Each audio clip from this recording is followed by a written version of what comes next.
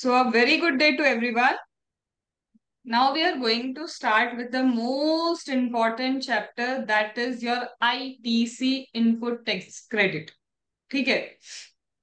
एक चीज होती है, या तो आप सबसे शुरू में ही आईटीसी समझ लो और फिर उसको सारे चैप्टर से लिंक करते जाओ। सबसे शुरू में मतलब सप्लाई के बाद, सप्लाई सबसे पहला होता है, उससे पहले कुछ नहीं हो सकता। सप्लाई समझ लिया, रिवर्स चार्ज मैकेनिज्म समझ लिया, या तो तब आईटीसी समझो, या फिर पूरा कोर्स हो जाए उसके बाद आईटीसी समझो। क्योंकि आईटीसी इज अ टॉपिक जिसमें सप्लाई मैंडेटरी होगा। आईटीसी इज अ टॉपिक जिसमें रिवर्स चार्ज मैकेनिज्म होगा। आईटीसी एक टॉपिक है जिसमें कई जगह आपको सिर्फ ये सोचना आईजीएसटी या सीजीएसटी, है ना, सीजीएसटी लगेगा या फिर आईजीएसटी लगेगा। उसके लिए मुझे थोड़ा सा तो ये पता होना चाहिए ना, इंटर स्टेट सप्लाई क्या है भाई, इंट्रा स्टेट सप्लाई क्या है, कि इतनी सी चीजें तो मुझे एटलीस्ट पता होनी चाहिए। तो मतलब इस वक्त हम उस पोजीशन पे तो हैं कि हम ये समझ पाए कि आईटीसी नामक चीज क्या है। मैं आज कोई ब्रेक नहीं देने वाली हूँ, पहले ही बोल रही हूँ। हाँ, अगर शक्ल तुम लोग की दिख गई मुझे कुछ ज्यादा ही भयंकर, तो मैं ज्यादा से ज्यादा 2 मिनट का ब्रेक दूंगी, उससे ज्यादा ब्रेक नहीं मिलेगा। तो पहले ही अपने दिमाग को ये बता देना कि आज ब्रेक का स्कोप नहीं है। ठीक है, बिकॉज मैं फ्लो नहीं तोड़ सकती इसमें। ठीक है। तो एक हमारी 2-2.5 घंटे की मूवी है, मूवी में तो तुम्हें नहीं लगता ना इंटरवल आना चाहिए? तब तो ऐसा लगता है ठीक है चलते रहने तो अच्छा, मजा आ रहा है। तो आज हम देखेंगे आईटीसी की मूवी। ठीक है, चलो। तो let us start with the input tax credit. बहुत स्क्रैच से स्टार्ट कर रही हूँ, और जो जो चीजें मैं स्क्रैच से स्टार्ट करती जाऊंगी उसके एक एक पॉइंटर को क्या करती जाऊंगी, मैं लिखते भी जाऊंगी, ताकि हमारा एट द एंड ना एक कॉन्सेप्ट क्लैरिटी रहे, और वो समरी तो कम से कम हमारी रेडी हो ही जानी चाहिए। अब देखो, मैं बात कर रही हूँ किसकी, बीच में कोई डाउट नहीं लेने वाली हूं, मैं एक भी नहीं लूंगी। तो आपके जो डाउट है साइड में लिख के रखना, बाद में लेंगे, लास्ट में लेंगे, अभी बिल्कुल कोई डाउट नहीं। तो सबसे पहले हम स्टार्ट कर रहे हैं, मैम नाम क्या है, इनपुट टैक्स क्रेडिट। तो मैम हमारा जो चैप्टर है ना उसका नाम है ITC, that is input tax credit. Video on रखो रितिका। अब ये जो ma'am input tax credit chapter है मेरा, सबसे पहले ये क्रेडिट नामक चीज आती कहाँ से, मैं वहां से शुरुआत करूँ कि ये टैक्स क्रेडिट आता कहाँ से है। तो हमने बात की, भाई ये है हमारे पास एक पर्सन। ठीक है, ये पर्सन कौन है? ये पर्सन है एक जनरल कंज्यूमर। ये पर्सन कौन है? एक नॉर्मल कंज्यूमर, जैसे मैं, जैसे तुम। किसकी बात कर रही हूँ? हम तुम। ठीक है, तो हम तुम की बात चल रही है। तो मैम ये है कंज्यूमर। ये कंज्यूमर चला चला कहाँ चला? ये चलते फिरते गया एक मॉल। कहाँ पे गया? एक मॉल में गया। मॉल का नाम ले लो मैम जूडियो, कुछ ज्यादा ही प्रचलन में अभी चल रहा है तो यही नाम ले लेते हैं, जूडियो। ठीक है। अब जब ये भाई साहब कहाँ गए, जूडियो जाते हैं, तब वहां क्या हो?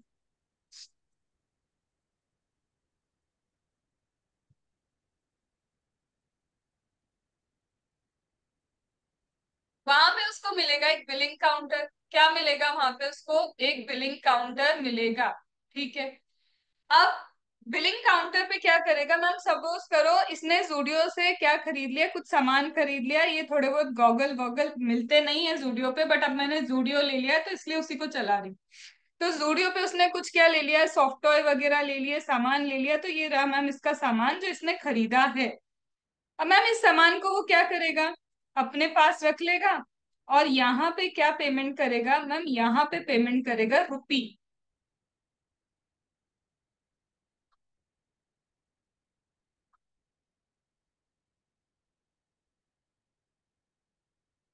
क्या? ठीक है। अभी हम, अब जब यहाँ पे वो 1,000 रुपीज पे कर रहा है, तो ये भाई साहब क्या करेंगे, ऑब्वियसली इसको एक देंगे, क्या, इनवॉइस देना ही पड़ेगा। तो ये लो, इसका हमने क्या बना दिया, 1,000 रुपीज का इनवॉइस बना दिया। ठीक है मैम, ये हो गया 1,000 रुपीज का इनवॉइस। मैम ये 1000 रुपीज किस चीज के हैं, क्यों चार्ज कर रहा है ये जूडियो वाला 1000 रुपीज? इसीलिए क्योंकि उसने गुड्स सप्लाई किए हैं, वैल्यू है ये गुड्स की। ये क्या है मैम? ये है वैल्यू ऑफ गुड्स। तो ये हो गया मैम, ये तो क्या है? वैल्यू, किस चीज की वैल्यू? Value of goods. तो ये कहाँ पे सीखा है मैम ये वैल्यूएशन निकालना?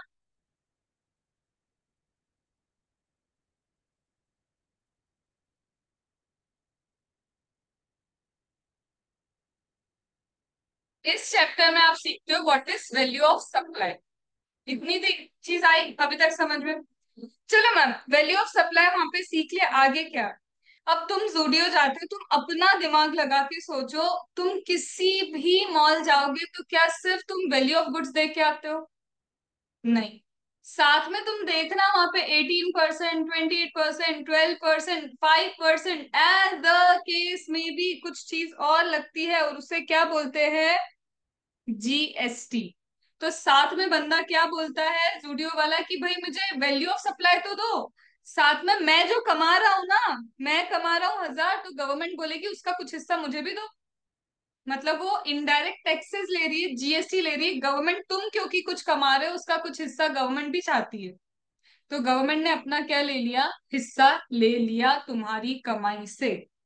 तो मैं मान लेती हूँ अभी के लिए मैं सिर्फ 10% ले रही हूँ।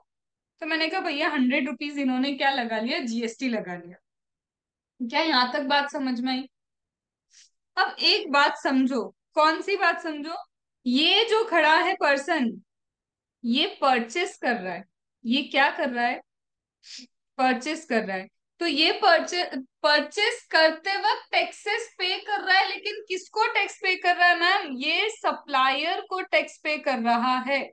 जब ये बंदा क्या करता है? परचेस करता है, ये किसको पेमेंट कर रहा है? सप्लायर को पेमेंट कर रहा है।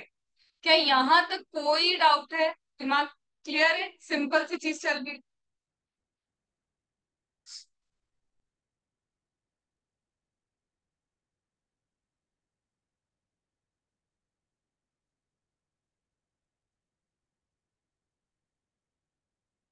अब दो चीजें आएंगी। दो चीजें क्या मैम? सबसे पहले सप्लायर क्या करता है? जब सप्लायर सेल्स करता है, सेल्स करता है वो जीएसटी चार्ज करता है। मैं वर्ड क्या यूज कर रही हूँ? चार्ज। तो सेल्स करते वक्त मेरा सप्लायर जीएसटी चार्ज करता है, और परचेस करते वक्त मेरा रिसिपिएंट जीएसटी पे करता है। इतनी बात हो गई क्लियर? तो अब क्या होगा मैम? देखो, जब ये बंदा क्या करेगा? परचेस करते वक्त इसने क्या किया? इस जीएसटी को पे किया। तो कहीं तो ये जीएसटी किसके पास गया? पहले सप्लायर के पास। अब सप्लायर अपने घर पे तो रखेगा नहीं इस जीएसटी के पोर्शन को। ये जीएसटी के पोर्शन को जो सप्लायर के पास 100 रुपए गए हैं, इसे किसको पे करना पड़ेगा? इसे गवर्नमेंट के पास जाके पेमेंट करना पड़ेगा, गवर्नमेंट को देना पड़ेगा इसे। क्या यहाँ तक बात ओके है? कि ये पैसा हमारे पास नहीं रहने वाला एज अ सप्लायर। जीएसटी पे हक सिर्फ और सिर्फ गवर्नमेंट का है। इतना ओके हो गया? अब स्टेप नंबर 2। ये तो इतना मैकेनिज्म समझ में आया कि टैक्स कैसे चार्ज होता है। आप जब भी कुछ खरीदते हैं, सामने वाला टैक्स चार्ज करता है। वो टैक्स वो अपने पास नहीं रखता, वो गवर्नमेंट को देके आता है। ये सिंपल टर्मिनोलॉजी मैंने अभी आपको समझाई, दैट इज अ प्रोसीजर। ठीक है? अब मैम दो चीजें हो सकती है क्या? परचेसर रजिस्टर्ड भी हो सकता है, अनरजिस्टर्ड भी हो सकता है, सप्लायर भी रजिस्टर्ड अनरजिस्टर्ड हो सकता है। ठीक है?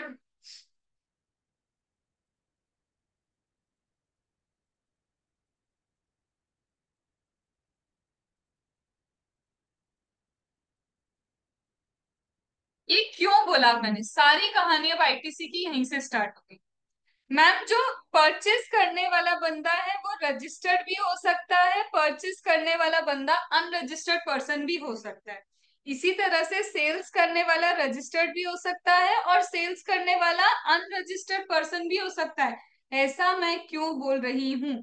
मैंने आपको सिखाया है कि जब भी मैम एक रजिस्टर्ड पर्सन होगा ना, रजिस्टर्ड पर्सन हमेशा टैक्स इनवॉइस इशू करता है। एक रजिस्टर्ड पर्सन हमेशा क्या इशू करेगा? Tax invoice. मतलब टैक्स चार्ज करने की, मेरे वर्ड को सुनो, चार्ज बोल रही हूँ। टैक्स चार्ज करने की जो ताकत है सिर्फ रजिस्टर्ड पर्सन के पास है। इसका मतलब मैम एक अनरजिस्टर्ड पर्सन जो है क्या टैक्स चार्ज नहीं कर सकता? बिल्कुल चार्ज नहीं कर सकता, उसके पास ये ताकत नहीं है। तो मैंने क्या बोला कि मैम ये जो रजिस्टर्ड पर्सन है वो टैक्स इनवॉइस इशू करेगा, क्योंकि जीएसटी चार्ज करने का राइट किसके पास है? जीएसटी चार्ज करने का जो राइट है वो सिर्फ एक रजिस्टर्ड पर्सन के पास है और किसी के पास नहीं। तो मैम फिर अनरजिस्टर्ड पर्सन क्या करेगा बैठ के? अनरजिस्टर्ड पर्सन भी तो सेल्स करता है ना। हाँ बिल्कुल, अनरजिस्टर्ड पर्सन भी क्या करता है? सेल्स करता है। बट जब अनरजिस्टर्ड पर्सन सेल्स करता है वो इशू करता है बिल ऑफ सप्लाई, क्योंकि वो टैक्स चार्ज नहीं कर सकता तो वो टैक्स इनवॉइस नहीं लिखता है। जो वो मेमो देगा ना, ये बिल देगा, इसे वो बोलेगा बिल ऑफ सप्लाई। और एक रजिस्टर्ड पर्सन इसी को क्या बोलता है? टैक्स इनवॉइस, क्योंकि रजिस्टर्ड पर्सन के इसमें टैक्स होता है और अनरजिस्टर्ड पर्सन के इसमें टैक्स नहीं होता। तो हम बता देते कि ये बिल बन गया तुम्हारे सप्लाई का। क्या बन गया? बिल बन गया तुम्हारे सप्लाई का।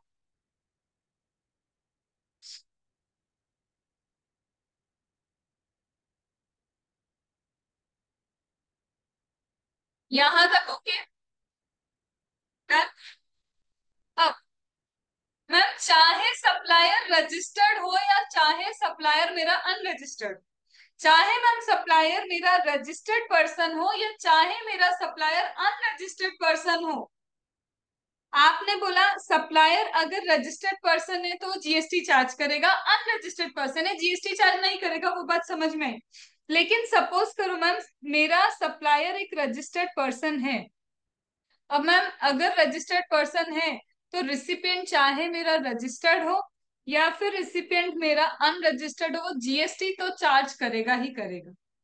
जैसे तुम जूडियो पे जाओ, जूडियो पे अगर कोई कंपनी वाले परचेस कर रहे हो जो रजिस्टर्ड हो या फिर मैं जाके परचेस करूं जो अनरजिस्टर्ड हो, जूडियो टैक्स इनवॉइस ही इशू करता है।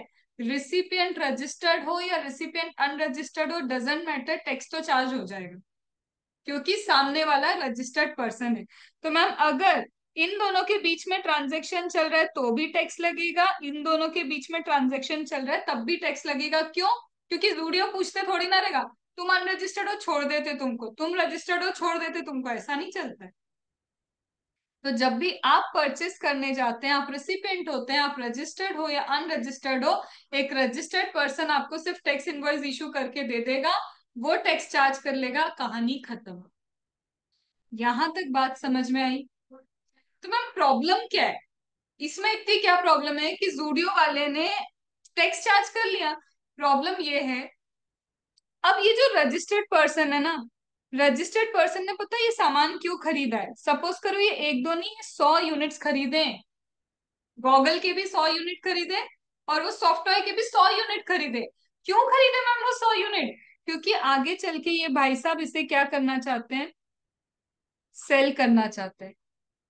इसका मतलब जो चीज को इसने परचेस किया उस चीज को ये आगे चल के क्या करना चाहता है? सेल करना चाहता है। यहां तक बात समझ में आई? एक रजिस्टर्ड पर्सन क्या करना चाहता है? जिस चीज को उसने परचेस किया उस चीज को आगे चल के सेल करना चाहता है। ठीक है मैम, उससे क्या प्रॉब्लम है? अब जब ये सेल करेगा इसको भी क्या करना पड़ेगा? एक इनवॉइस बनाना पड़ेगा। बिल्कुल, ये भी एक इनवॉइस बनाएगा। अब तुम्हें क्या लगता है, इसने 1000 रुपीज में खरीदा है तो ये 1000 में तो सेल करने वाला है। इसने खरीदा था कितने में? 1000 में। अब ये इसको सेल कितने में करेगा? सपोज कर लेते हैं ऐसे ही कि सपोज करो इसने डबल कर दिया रेट, इसने इसको बना दिया कितना? 2000। अब ये सेल कितने में कर रहा है? 2000। कहना क्या चाहते हो? क्या ये वही गुड्स है जो उसने परचेस किए थे? हाँ, ये वही गुड्स है जो उसने क्या किए थे? परचेस किए थे। तो ये रहे वही गुड्स जो वो परचेस करके लाया था और ये रहे वही गुड्स जो वो क्या कर रहा है? अब सेल कर रहा है। तो गुड्स तो सेम है। इन गुड्स के ऊपर वो 1000 रुपए पे जब उसने खरीदा था, 1000 के हिसाब से 100 रुपीज जीएसटी पे करके आ चुका है।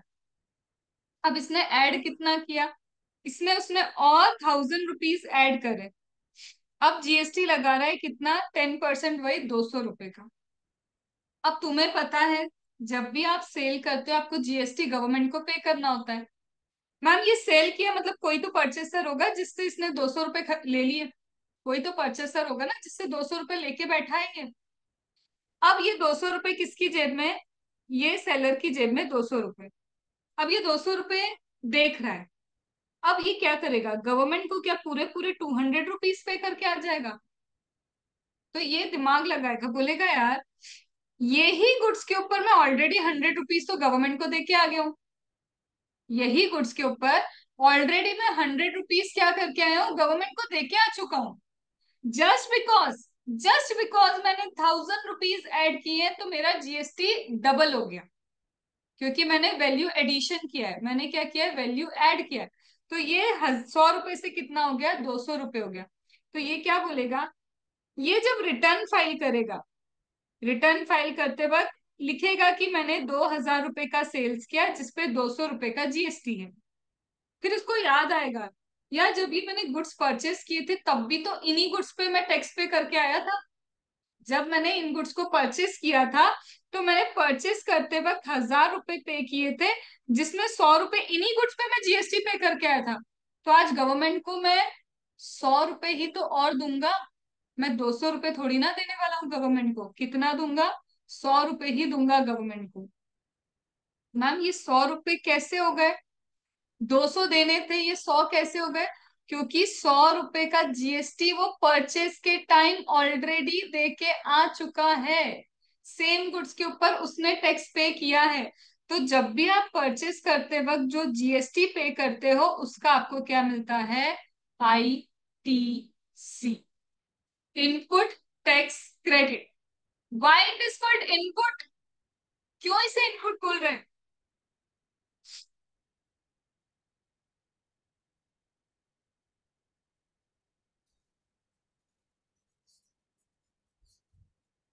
Because it is paid at time of inward supply. जब तुम क्या कर रहे थे, खरीद रहे थे ना, इनपुट ले रहे थे, इनवर्ड ले रहे थे, इनवर्ड करते वक्त तुमने इसे पे किया तो इसको हम क्या बोलते हैं? Input tax credit. अंदर आ रही है चीजें, परचेस की जा रही है, उस वक्त टैक्स पे किया है। तो ये समझ में आया कॉन्सेप्ट कि आईटीसी क्या होता है। आईटीसी इज वन थिंग, जब आप परचेस करते हैं, आप रजिस्टर्ड पर्सन से परचेस करते हैं, रजिस्टर्ड पर्सन टैक्सेबल सप्लाई करता है, टैक्सेबल सप्लाई करेगा तभी जीएसटी चार्ज करेगा। फिर आप क्या बोलेंगे, मैंने परचेस करते वक्त जीएसटी पे किया था तो मुझे क्या चाहिए, उसका क्रेडिट चाहिए। तब अराइज होता है इनपुट टैक्स क्रेडिट। अब केसेस लेते हैं। केस क्या लेते हैं मैम? चलो मैम सप्लायर को तो अभी रजिस्टर्ड ही रहने देते, इसको तंग नहीं करते। अभी अब अपन क्या लेते हैं, केसेस लेते हैं। केस क्या लेते हैं सबसे पहला, कि मैम ये जो मेरा सप्लायर है, केस नंबर 1। मैम ये रहा सप्लायर, ये रहा मेरा रिसिपिएंट। यहाँ बात आती है क्या जीएसटी लगेगा या नहीं लगेगा। फिर बात आती है आईटीसी मिलेगा या नहीं मिलेगा। मैम सप्लायर तो रजिस्टर्ड है, सप्लायर क्या है मैम, रजिस्टर्ड है। मैम रिसिपिएंट, रिसिपिएंट भी रजिस्टर्ड है, दोनों रजिस्टर्ड है। और मैम जो टाइप ऑफ सप्लाई है, एक और मैं क्या कर रही हूँ, एडिशन कर रही हूँ। मैम जो टाइप ऑफ सप्लाई है, क्या ये सप्लाई भी टैक्सेबल नेचर का है? हाँ, जो सप्लाई किया ना सप्लायर ने, वो टैक्सेबल नेचर का ही है। इसका मतलब क्या मैम, जीएसटी लगा होगा उस सप्लाई के ऊपर? हाँ भाई हाँ, क्योंकि एक रजिस्टर्ड पर्सन है। रजिस्टर्ड पर्सन जब टैक्सेबल सप्लाई करता है तो रजिस्टर्ड पर्सन को क्या करना पड़ता है? हाँ भाई हाँ, उसे जीएसटी चार्ज करना ही पड़ता है। तो यस, यहाँ पे जीएसटी चार्ज हुआ। अभी मुझे आईटीसी की कोई कंडीशंस पता नहीं है तो मैं मान रही हूँ सब कुछ सही है। तो बोलते हैं अगर सब कुछ कंडीशन आईटीसी की कंप्लाई हो गई तो क्या मुझे आईटीसी मिलेगा? तो यहाँ तो मैं बोलूंगी ना, हाँ भाई हाँ मिलेगा। क्यों? क्योंकि चार्ज हुआ है जीएसटी, और एक रजिस्टर्ड पर्सन ही आईटीसी ले सकता है। एक अनरजिस्टर्ड पर्सन कभी आईटीसी क्लेम नहीं कर सकता क्योंकि गवर्नमेंट उसको पहचानती ही नहीं है। गवर्नमेंट सिर्फ उसे पहचानती है जो रजिस्टर्ड पर्सन है। जो रजिस्टर्ड ही नहीं है, गवर्नमेंट उसे बिल्कुल पहचानती नहीं है, क्योंकि उसके पास GSTIN नंबर नहीं है। गवर्नमेंट आपको नाम से नहीं जानती, आपके GSTIN नंबर से ही जानती है। क्या यहाँ तक ओके? दूसरा केस, मैम केस नंबर 2। क्या है भाई केस नंबर 2 में?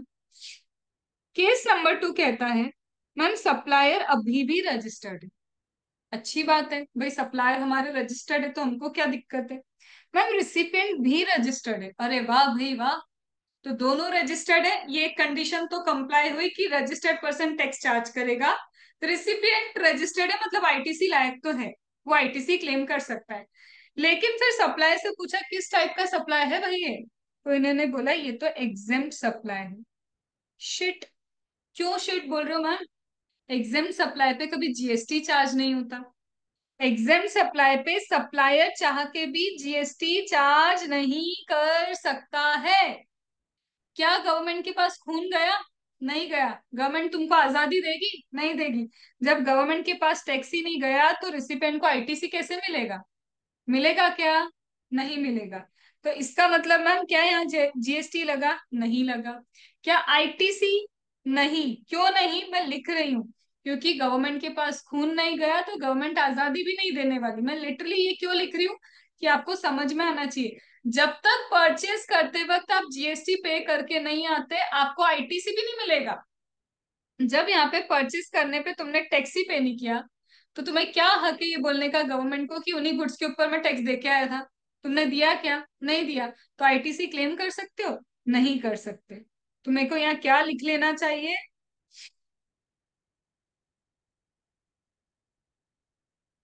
खून नहीं तो आजादी नहीं। मतलब जीएसटी दिया नहीं तो आईटीसी मिलेगा नहीं। डन? क्या ये बात याद रहेगी? ठीक है। ठीक है मैम, तो भैया ये हो गया कि खून दिया नहीं तो आजादी भी नहीं मिलेगी, और जीएसटी दिया नहीं तो आईटीसी किस बात का मांग रहे हो हमसे? वो भी मत मांगो। केस और बढ़ाते हैं आगे। Case number 3। मैम ये register,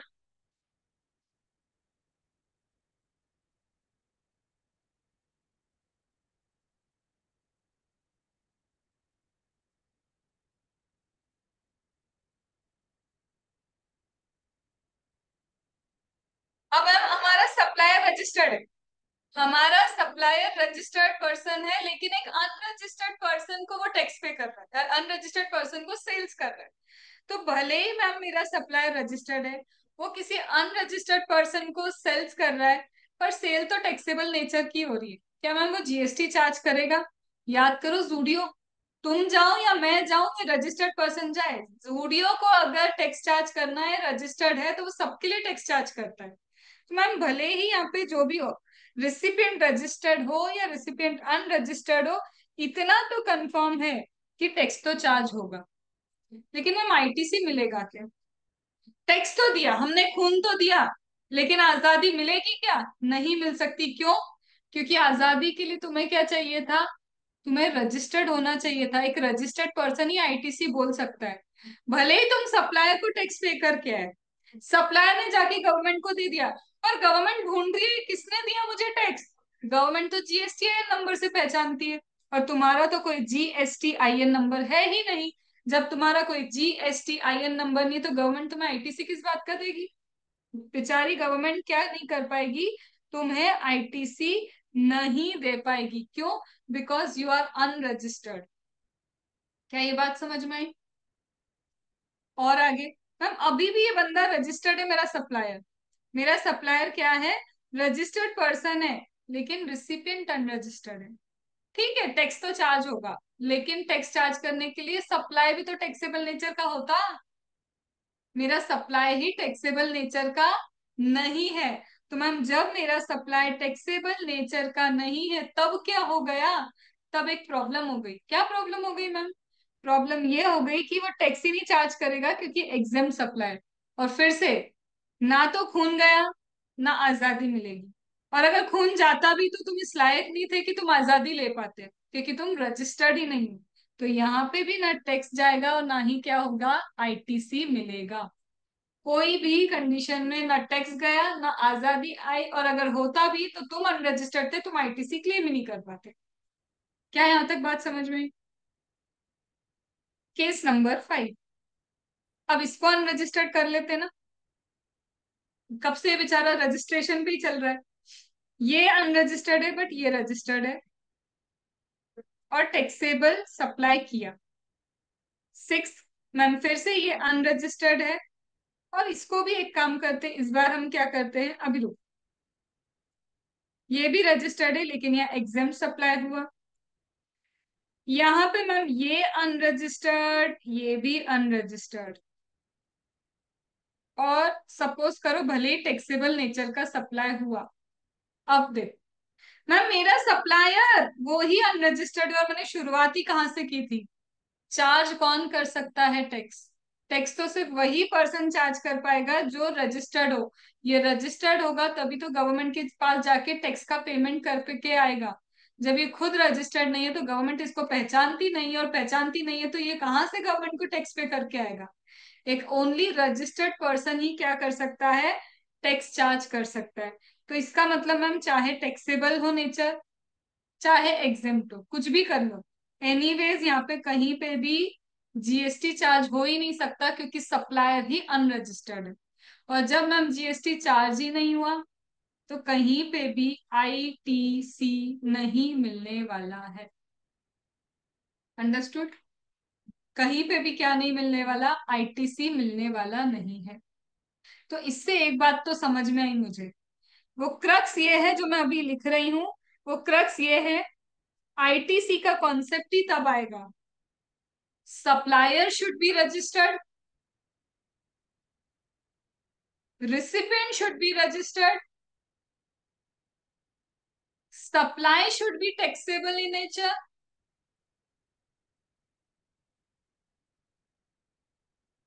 ITC should not be blocked। ये क्या लिख दिया मैम लास्ट में, ITC should not be blocked. अभी आप मेरे साथ पढ़ने वाले हो सेक्शन नंबर 17 सबसेक्शन 5। ये क्या कहता है 17 सबसेक्शन 5? 17 सबसेक्शन 5 मासूम सी चीज बोलता है। क्या मासूम सी चीज है? कि तुम भी रजिस्टर्ड, हम भी रजिस्टर्ड, हमने जीएसटी भी चार्ज किया क्योंकि वो टैक्सेबल सप्लाई था, फिर भी तुमको आईटीसी नहीं देंगे। क्यों? क्योंकि हमने उसे ब्लॉक करके रखा है। कैसे मतलब? ऐसा समझो कि सारी कंडीशंस कंप्लाई हो रही थी, सारी की सारी कंडीशंस कंप्लाई हो रही थी, फिर भी हमने ब्लॉक किया। मतलब सिंपल सी लैंग्वेज में, सामने वाला पर्सन कमा भी रहा है, अच्छा है, गुड लुकिंग भी है, वाह जी वाह, उसके बाद हमें जो जो कंडीशन चाहिए सारी कंडीशन है उसके पास, बट इंटरकास्ट हो गया।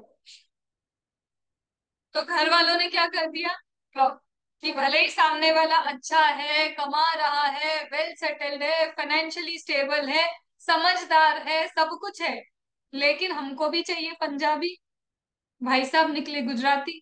तो घर वालों ने क्या कर दिया, ब्लॉक। मतलब सारी कंडीशन मिलेगी तुमको, लेकिन फिर भी 17 सबसेक्शन 5 इतराते हुए क्या बोलेगा, ब्लॉक्ड, ये आईटीसी नहीं मिल सकता। अंडरस्टूड? आई बात समझ में? तो ये क्रक्स क्या है, दोनों का रजिस्ट्रेशन कंपलसरी, सप्लाई टैक्सेबल। जब ये तीनों चीजें होंगी तो आईटीसी मिल ही रहा था, लेकिन एकदम से 17(5) आके क्या बोल सकता है, ब्लॉक। अंडरस्टूड? डन? अब इसमें मैंने तो सिर्फ एग्जाम सप्लाई बोला, ये भी तो हो सकता है शेड्यूल 3 का सप्लाई कर दो तुम, और शेड्यूल 3 का सप्लाई कर दिया तो सप्लाई ही नहीं है, और जो चीज सप्लाई ही नहीं है उस पर तो जीएसटी लग ही नहीं सकता, क्योंकि जीएसटी लगाने के लिए टैक्सेबल इवेंट होना चाहिए सप्लाई। अंडरस्टूड? ये बेसिक कॉन्सेप्ट है जिससे इवोक होता है कि भैया आईटीसी आ रहा है। अभी हमने इतनी देर में सिर्फ क्या समझा, आईटीसी के लिए 3 कंडीशंस होती। डन? अब मैम देखो, ये हो गया मेरा ओवरऑल जनरल इंट्रोडक्शन। अब मैं थोड़े से हाई लेवल पे जा रही हूँ। अब हम केसेस को और इवेल्युएट करना स्टार्ट करते हैं। आपने बोला मैम दोनों का रजिस्ट्रेशन कंपलसरी है। हाँ भाई हाँ, दोनों का रजिस्टर्ड होना कंपलसरी है। लेकिन अब आता है मेरा सेक्शन नंबर 16। सेक्शन नंबर 16 बोलता है eligibility and condition for claiming ITC. Section 16 क्या बोलता है? Eligibility and condition to avail ITC. अब ये क्या नई चीज आ गई? इसने ना बहुत सारी कंडीशन दे के रखी है। ये सारी कंडीशंस अगर कंप्लाई करोगे तब आईटीसी ले पाओगे। मतलब अभी वो काफी नहीं था मेरे लिए, तुम काफी नहीं थे रजिस्टर्ड होना, टैक्सेबल होना, नहीं, अब तो पिक्चर शुरू हुई है।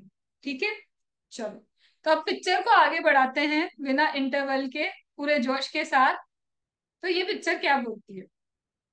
ये सिंपल सी पिक्चर ये बोलती है कि देखो भैया, सेक्शन नंबर 16 को हम समझने जा रहे हैं। सेक्शन नंबर 16 किस चीज के लिए है? सेक्शन नंबर 16 है eligibility and condition to avail ITC.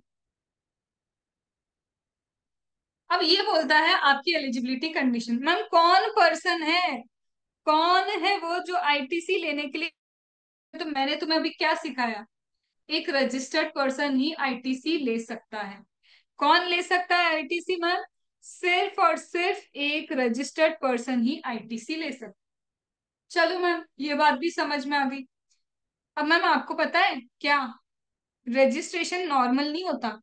मतलब रजिस्ट्रेशन या तो आप सेक्शन नंबर 9 में करेंगे, या फिर सेक्शन नंबर 10 में करेंगे, या तो सीटीपी की तरह रजिस्टर्ड होगे, या फिर आप एनआरटीपी की तरह भी रजिस्ट्रेशन ले सकते हो। ये आगे पढ़ेंगे, और जो पढ़ चुके हैं वो पढ़ चुके हैं।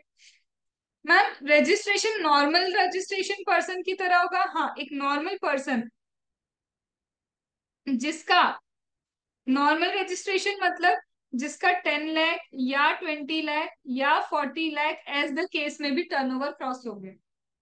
जो भी केस है, 10 lakh, 20 lakh, 40 lakh, as the case में भी कंडीशंस है अलग अलग जगह, 10, 20 और 40 चलता है। अगर आपका ये टर्नओवर लिमिट क्रॉस हो गया तो आपको तो रजिस्ट्रेशन लेना ही पड़ेगा। अब तो जेल में आना पड़ेगा, जेल की रोटी खानी पड़ेगी, अब तो रजिस्ट्रेशन लेना ही पड़ेगा। लेकिन मैम एक और होता है कंपोजिशन टैक्स पेयर। ये कंपोजिशन वाला क्या बोलता है? जब तक आपका टर्नओवर, जब तक बोल रही हूं, जब तक टर्नओवर इतना रहेगा। एंड कुछ स्टेट्स में,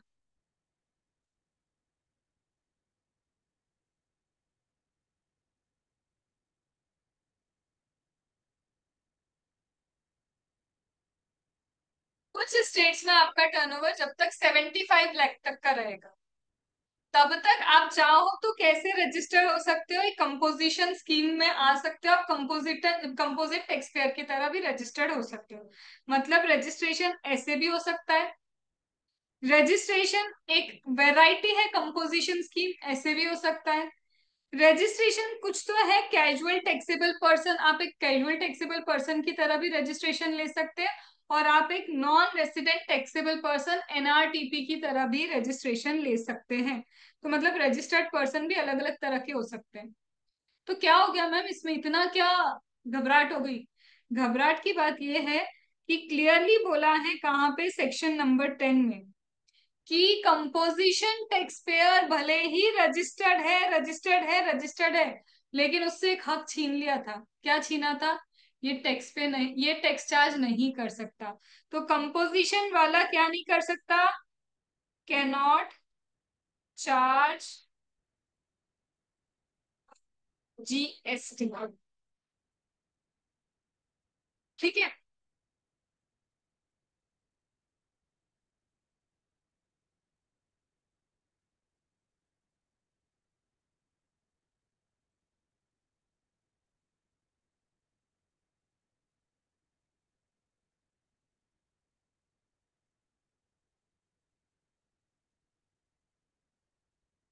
इसका मतलब इसका जो रिसिपिएंट होगा, जब इसने जीएसटी चार्ज नहीं किया तो रिसिपिएंट आईटीसी ले सकता है क्या? नहीं ले सकता। या फिर ये खुद क्या नहीं कर सकता?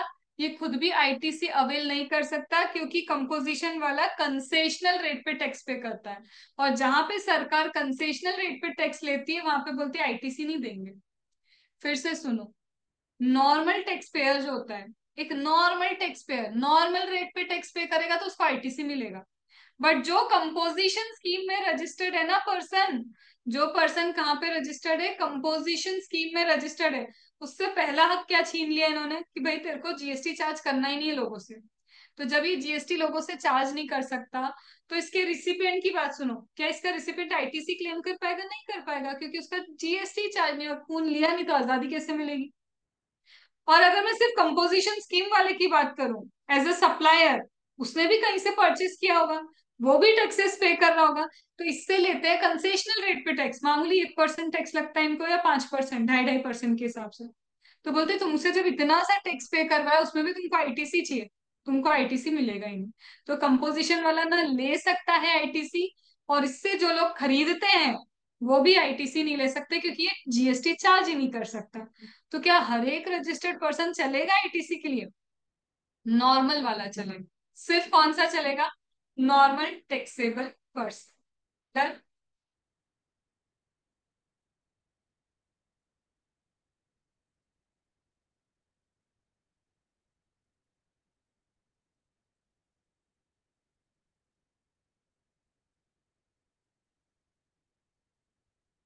और ये क्यों नहीं समझा रहे?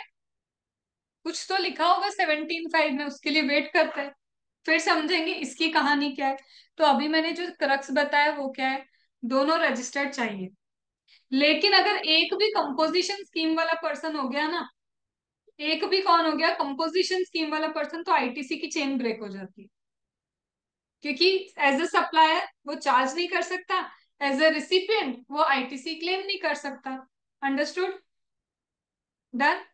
चलो, अब इतनी सी बात है, आगे कहाँ जाते हैं? तो चलो मैम, आपने एलिजिबिलिटी बता दी कि एक कंपोजिशन स्कीम वाला, ये एलिजिबल कौन है? सिर्फ वो जो रजिस्टर्ड पर्सन है, सिर्फ वही एलिजिबल होते हैं। अब मैम ये भी बता दो कंडीशन क्या है आईटीसी क्लेम करने की। तो अब सुनो ये सारी कंडीशंस क्या है। बोलते देखो, अगर तुम्हें आईटीसी अवेल करना ही है, इतनी इच्छा है कि तुम्हें आईटीसी अवेल करना है, तो कंडीशन नंबर 1, जो भी गुड्स तुम ले रहे हो या फिर जो भी सर्विस तुम ले रहे हो, वो गुड्स और सर्विस तुम्हें रिसीव होने चाहिए। अगर तुम्हें गुड्स एंड सर्विस रिसीव नहीं हो रहे ना, तो तुमको आईटीसी नहीं मिल सकता। समझेंगे ये क्या बोल रहे हैं? दूसरा क्या है कि तुम्हारे पास डॉक्यूमेंट्री प्रूफ होना चाहिए कि हाँ भाई तुमने टैक्स पे किया है। मेरे पास टैक्स इनवॉइस तो हो कि मैं प्रूफ बोलूं कि देखो मैं परचेस करते वक्त टैक्स पे करके आई थी। तो आई नीड डॉक्यूमेंट्री।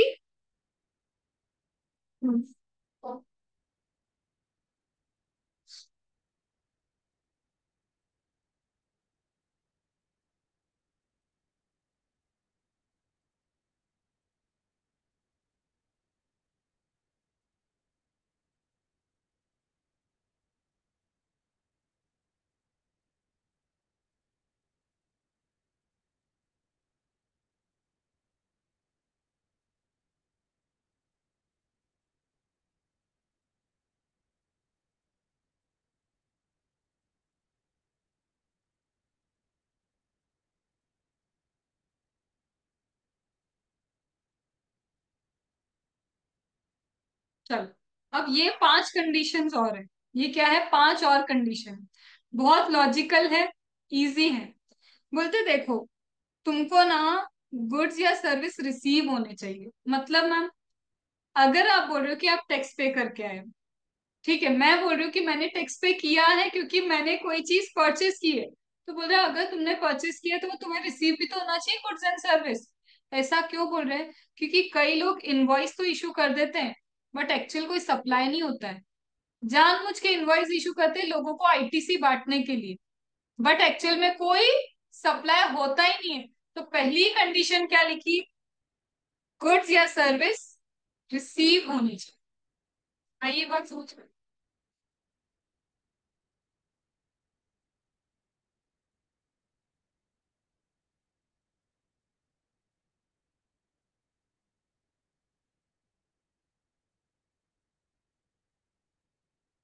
तो सबसे पहले क्या बोल रहे हैं, देखो भाई, गुड्स हो या सर्विस हो, जो भी है, तुमको क्या होना चाहिए, रिसीव होना चाहिए, क्योंकि इनवॉइस के साथ सप्लाई भी होना जरूरी है। सिर्फ इनवॉइस नहीं चाहिए हमको, इनवॉइस के साथ हमें दिखना चाहिए कि एक्चुअल सप्लाई हुआ है।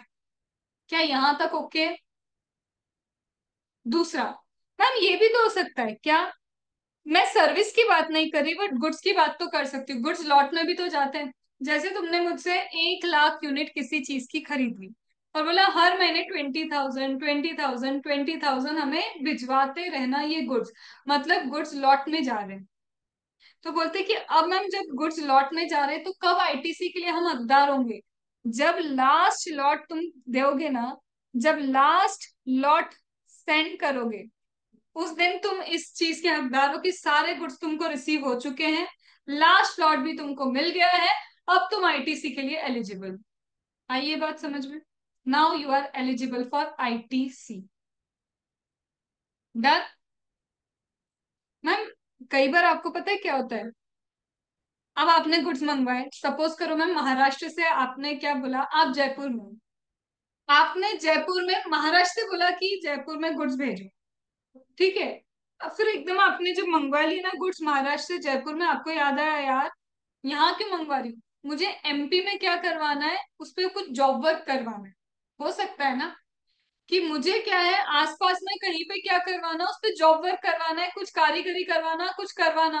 तो अब प्रॉब्लम क्या है, पहले आप बोला कि आप गुड्स रिसीव करेंगे तभी आईटीसी रिसीव होगा, तो मतलब पहले तो महाराष्ट्र से जयपुर तक गुड्स आए, चलो आ गए, फिर मैं जयपुर से वापस क्या करूं, महाराष्ट्र के आसपास जहां पे भी जॉब वर्क करवाना है, फिर यहाँ से भेजूं, ऐसे तो मेरा ट्रांसपोर्टेशन कॉस्ट नहीं बार बार लग जाएगा। तो कुछ तो हल चाहिए ना इस बात का, कि अगर डायरेक्टली गुड्स जॉब वर्कर की प्रिमाइस पे पहुंचते हैं, तब भी ये मान लो ना कि मुझे ही रिसीव हुआ है, तब भी क्या करो, ये मान लो कि मुझे क्या हुआ है, रिसीव हुआ है, तो वो बोल रहे ठीक है चलेगा, इतना हम भी मानते हैं कि अगर डायरेक्टली क्या हो रहा है, जॉब वर्क की प्रेमाइस पे जा रहे हैं, डायरेक्टली टू जॉब वर्कर क्या जा रहे हैं, गुड्स जा रहे हैं, तो हम मान लेंगे कि आपको क्या मिल गया है, ये गुड्स आपको रिसीव हो चुके हैं। हम इसमें नाटक नहीं करेंगे कि तुम्हारी फैक्ट्री पे ही आने चाहिए थे, तुम्हारे आउटलेट पे ही आने चाहिए थे। अगर ये जॉब वर्क के लिए डायरेक्टली जा रहे हैं तो हमको कोई प्रॉब्लम नहीं है। क्या यहाँ तक भी बात सही है?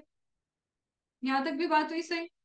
मैम आपने एक चीज पता है, एक और चीज होती है, बिल तो किसी नाम पे होता है, लेकिन शिपिंग हम किसी और को करवा देते हैं। मतलब सपोज करो मैंने तुमसे कुछ गुड्स खरीदे, मैंने क्या किया, सपोज करो मैंने रताश से कुछ गुड्स खरीदे, बिल मेरे नाम पे रताश ने बना दिया, अंकिता अरोरा 10 लाख रुपए चाहिए।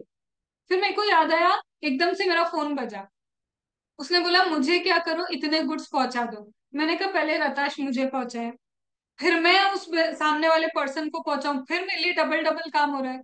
तो मैंने बोला देखो बिल तो मेरे नाम पे रहने दो, पर शिपिंग वहां करवा दो।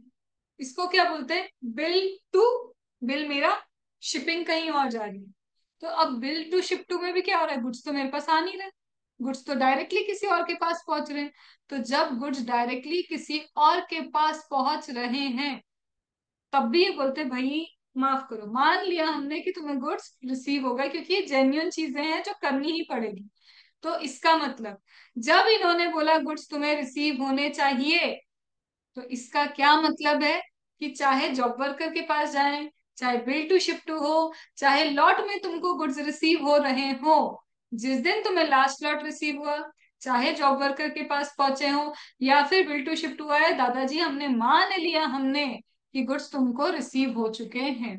तो this were the special cases. Done. तो एक कंडीशन तो ये हो गई कि भैया तुम्हें गुड्स रिसीव होने चाहिए, ये सिर्फ इनवॉइस नहीं है, हाँ भाई यहाँ पे सप्लाई है, ये हमने बता दिया। फिर भाई डॉक्यूमेंट्री प्रूफ क्यों चाहिए, कई बार सप्लाई होता है लेकिन इनवॉइस नहीं होता। अब हमें कैसे सपना आएगा कि तुमने कहीं पे गुड्स में पैसा दिया है? समझो, मैं सपोज करो पहुंची किससे सामान लेने, रोहित से सामान लेने पहुंच गई, वो भी रजिस्टर्ड, मैं भी रजिस्टर्ड। अब रोहित ने 50 लाख का सामान मुझे दे दिया, 50 लाख पे 5 लाख का जीएसटी मैंने पे कर दिया। अब मैं गवर्नमेंट को बोल रही हूँ, गवर्नमेंट मैंने इसको कैश दिया था, मैंने कैश दिया 50 लाख का, उसके ऊपर 5 लाख रुपीज मैंने दिए थे अपने हाथों से रोहित को। गवर्नमेंट बोलेगी प्रूफ ला के दो, कुछ तो प्रूफ होगा, कुछ तो लिखा पढ़ी की होगी कि 50 लाख प्लस 5 लाख आपने जीएसटी पे किया। अब मेरे साथ क्या प्रॉब्लम हुई, मैंने तो कैश दे दिया, रोहित से मैं क्या लेना भूल गई, बिल लेना भूल गई, याद रहा नहीं मेरा अकाउंटेंट क्या है, मेरे अकाउंटेंट का वैसे ही ध्यान नहीं रहता आधा, तो उसको चाहिए रहता है हाफ डे, वो तो बच गया, उसने भूल गया, और बहुत टाइम बाद हमें याद है अरे 50 लाख का सामान लिया था, 5 लाख का जीएसटी पे किया था। फिर हम रोहित को ढूंढने गए, तो ढूंढो ढूंढो रे बालमा होता रह गया, वो तो कहीं मिला ही नहीं, अपनी शॉप बंद करके निकल गया वो तो कहीं। अब क्या, किससे लूं मैं, कहाँ से लूं वो प्रूफ। तो गवर्नमेंट क्या बोल रही है, ऐसे नहीं चलेगा, तुम्हारे बोलने से नहीं हो जाएगा कि जीएसटी पे किया है, क्या चाहिए, documentary proof, that is tax invoice. ठीक है, तो कुछ तो प्रूफ दो कि पे करके आए हो, लिखा पढ़ी तो हो उसके अंदर कि हाँ भाई तुमने टैक्स पे किया है। तो दूसरी कंडीशन क्या है, टैक्स पे होना चाहिए और टैक्स पे का प्रूफ होना चाहिए, कि या तो वो तुम्हारा टैक्स इनवॉइस हो, रिवर्स चार्ज मैकेनिज्म का कॉन्सेप्ट आता है तो रिसिपेंट टैक्स पे करके आता है, और जब वो टैक्स पे करता है ना तो पेमेंट इशू करता है, पेमेंट इनवॉइस इशू करता है। तो कुछ तो ऐसा हो जिससे हमें ये पता चले कि सच में, कसम से तुमने क्या किया है, टैक्स पे किया है। तो क्या कंडीशन है, दोनों का रजिस्टर्ड होना जरूरी है। दूसरी कंडीशन क्या है, टैक्सेबल सप्लाई होना जरूरी है। तीसरी कंडीशन क्या हुई, आईटीसी उस पर ब्लॉक ना हो। चौथी कंडीशन क्या हुई, कि आपको गुड्स रिसीव होने चाहिए या सर्विसेज रिसीव होनी चाहिए। पांचवी कंडीशन क्या हो गई, कुछ तो डॉक्यूमेंट दो, डॉक्यूमेंट्री प्रूफ दो कि हाँ भाई हाँ, हमने टैक्स पे किया है। अंडरस्टूड, सही लॉजिक चल रहा है। अब देखो, अब ट्विस्ट आता है, भाई तुमने टैक्स पे किया, हाँ, तुमने डॉक्यूमेंट दिया, हाँ भाई हाँ हमने डॉक्यूमेंट दिया, ये सप्लायर से तो पूछो उसने जीएसटी पे किया कि नहीं गवर्नमेंट को जाके। मैंने क्या बोला था, क्या यहाँ मैंने तुम्हें ये सिखाया था, ये बेचारा बंदा यहाँ पे टैक्स पे करके आ जाता है सप्लायर को, बट सप्लायर को ही तो है गवर्नमेंट तक पहुंचाना है वो जीएसटी। तुम बोल रहे हो तुमने इसको दिया, इसने अपना काम किया कि नहीं किया, क्योंकि ये कब काम करेगा, ये भरेगा अपना GSTR 3B, और GSTR 3B भर के इसको टैक्स पे करना होता है। अब ये तो पूछ लो अपने सप्लायर से उसने टैक्स पे किया कि नहीं, क्योंकि अगर सप्लायर ने टैक्स पे नहीं किया तो गवर्नमेंट के पास तुम्हारा टैक्स पहुंचा ही नहीं, और जब तुम्हारा टैक्स गवर्नमेंट के पास नहीं पहुंचा तो वो आईटीसी कैसे दे देगी तुमको। तो इसका मतलब क्या है, इसका सिंपल मतलब ये है, भाई तुमको क्या करना पड़ेगा, वो सप्लायर जीएसटी भर के आना, ओ स्त्री कल आना, ओ सप्लायर जीएसटी भर के आना। अगर इसने जीएसटी नहीं भरा तो तुमको आईटीसी नहीं मिल सकता, क्योंकि तुम्हारा जीएसटी गवर्नमेंट के अकाउंट में गया ही नहीं। आइए बात समझ में, कितना लॉजिकली इन्होंने बनाया। अब क्या प्रॉब्लम है, अब रिसिपिएंट की प्रॉब्लम। एक बार सप्लायर को ब्लेम कर दिया, हाँ कर दिया, एक बार रिसिपिएंट को भी ब्लेम कर लेते, कैसे। यार तो किसने कहा कि हर बार कैश सेल्स होता है, किसने कहा कि हर बार क्या होता है, कैश सेल्स होता है। मैम कई बार तो क्रेडिट सेल भी होता है, मतलब मेरे सप्लायर ने क्रेडिट सेल किया, रोहित ने इस बार मेरे को, मैंने कैश नहीं दिया, रोहित ने मुझे क्या दिया, सामान दिया, और उसने मुझे बोला 2 महीने के अंदर पेमेंट कर देंगे। अब हम गायब हो गए, 50 लाख का सामान मिल रहा है जिसको, मैं गायब हो गई। अब क्या हुआ, रोहित ने तो मुझे टैक्स इनवॉइस दे दिया, क्रेडिट वेडिट लिख के मुझे लिख दिया कि 50 लाख प्लस 5 लाख, ये पूरा टैक्स इनवॉइस मेरे पास है। पर मैंने किसको पेमेंट नहीं किया, मैंने रोहित को पेमेंट नहीं किया, मतलब मैंने मेरे सप्लायर को पेमेंट नहीं किया।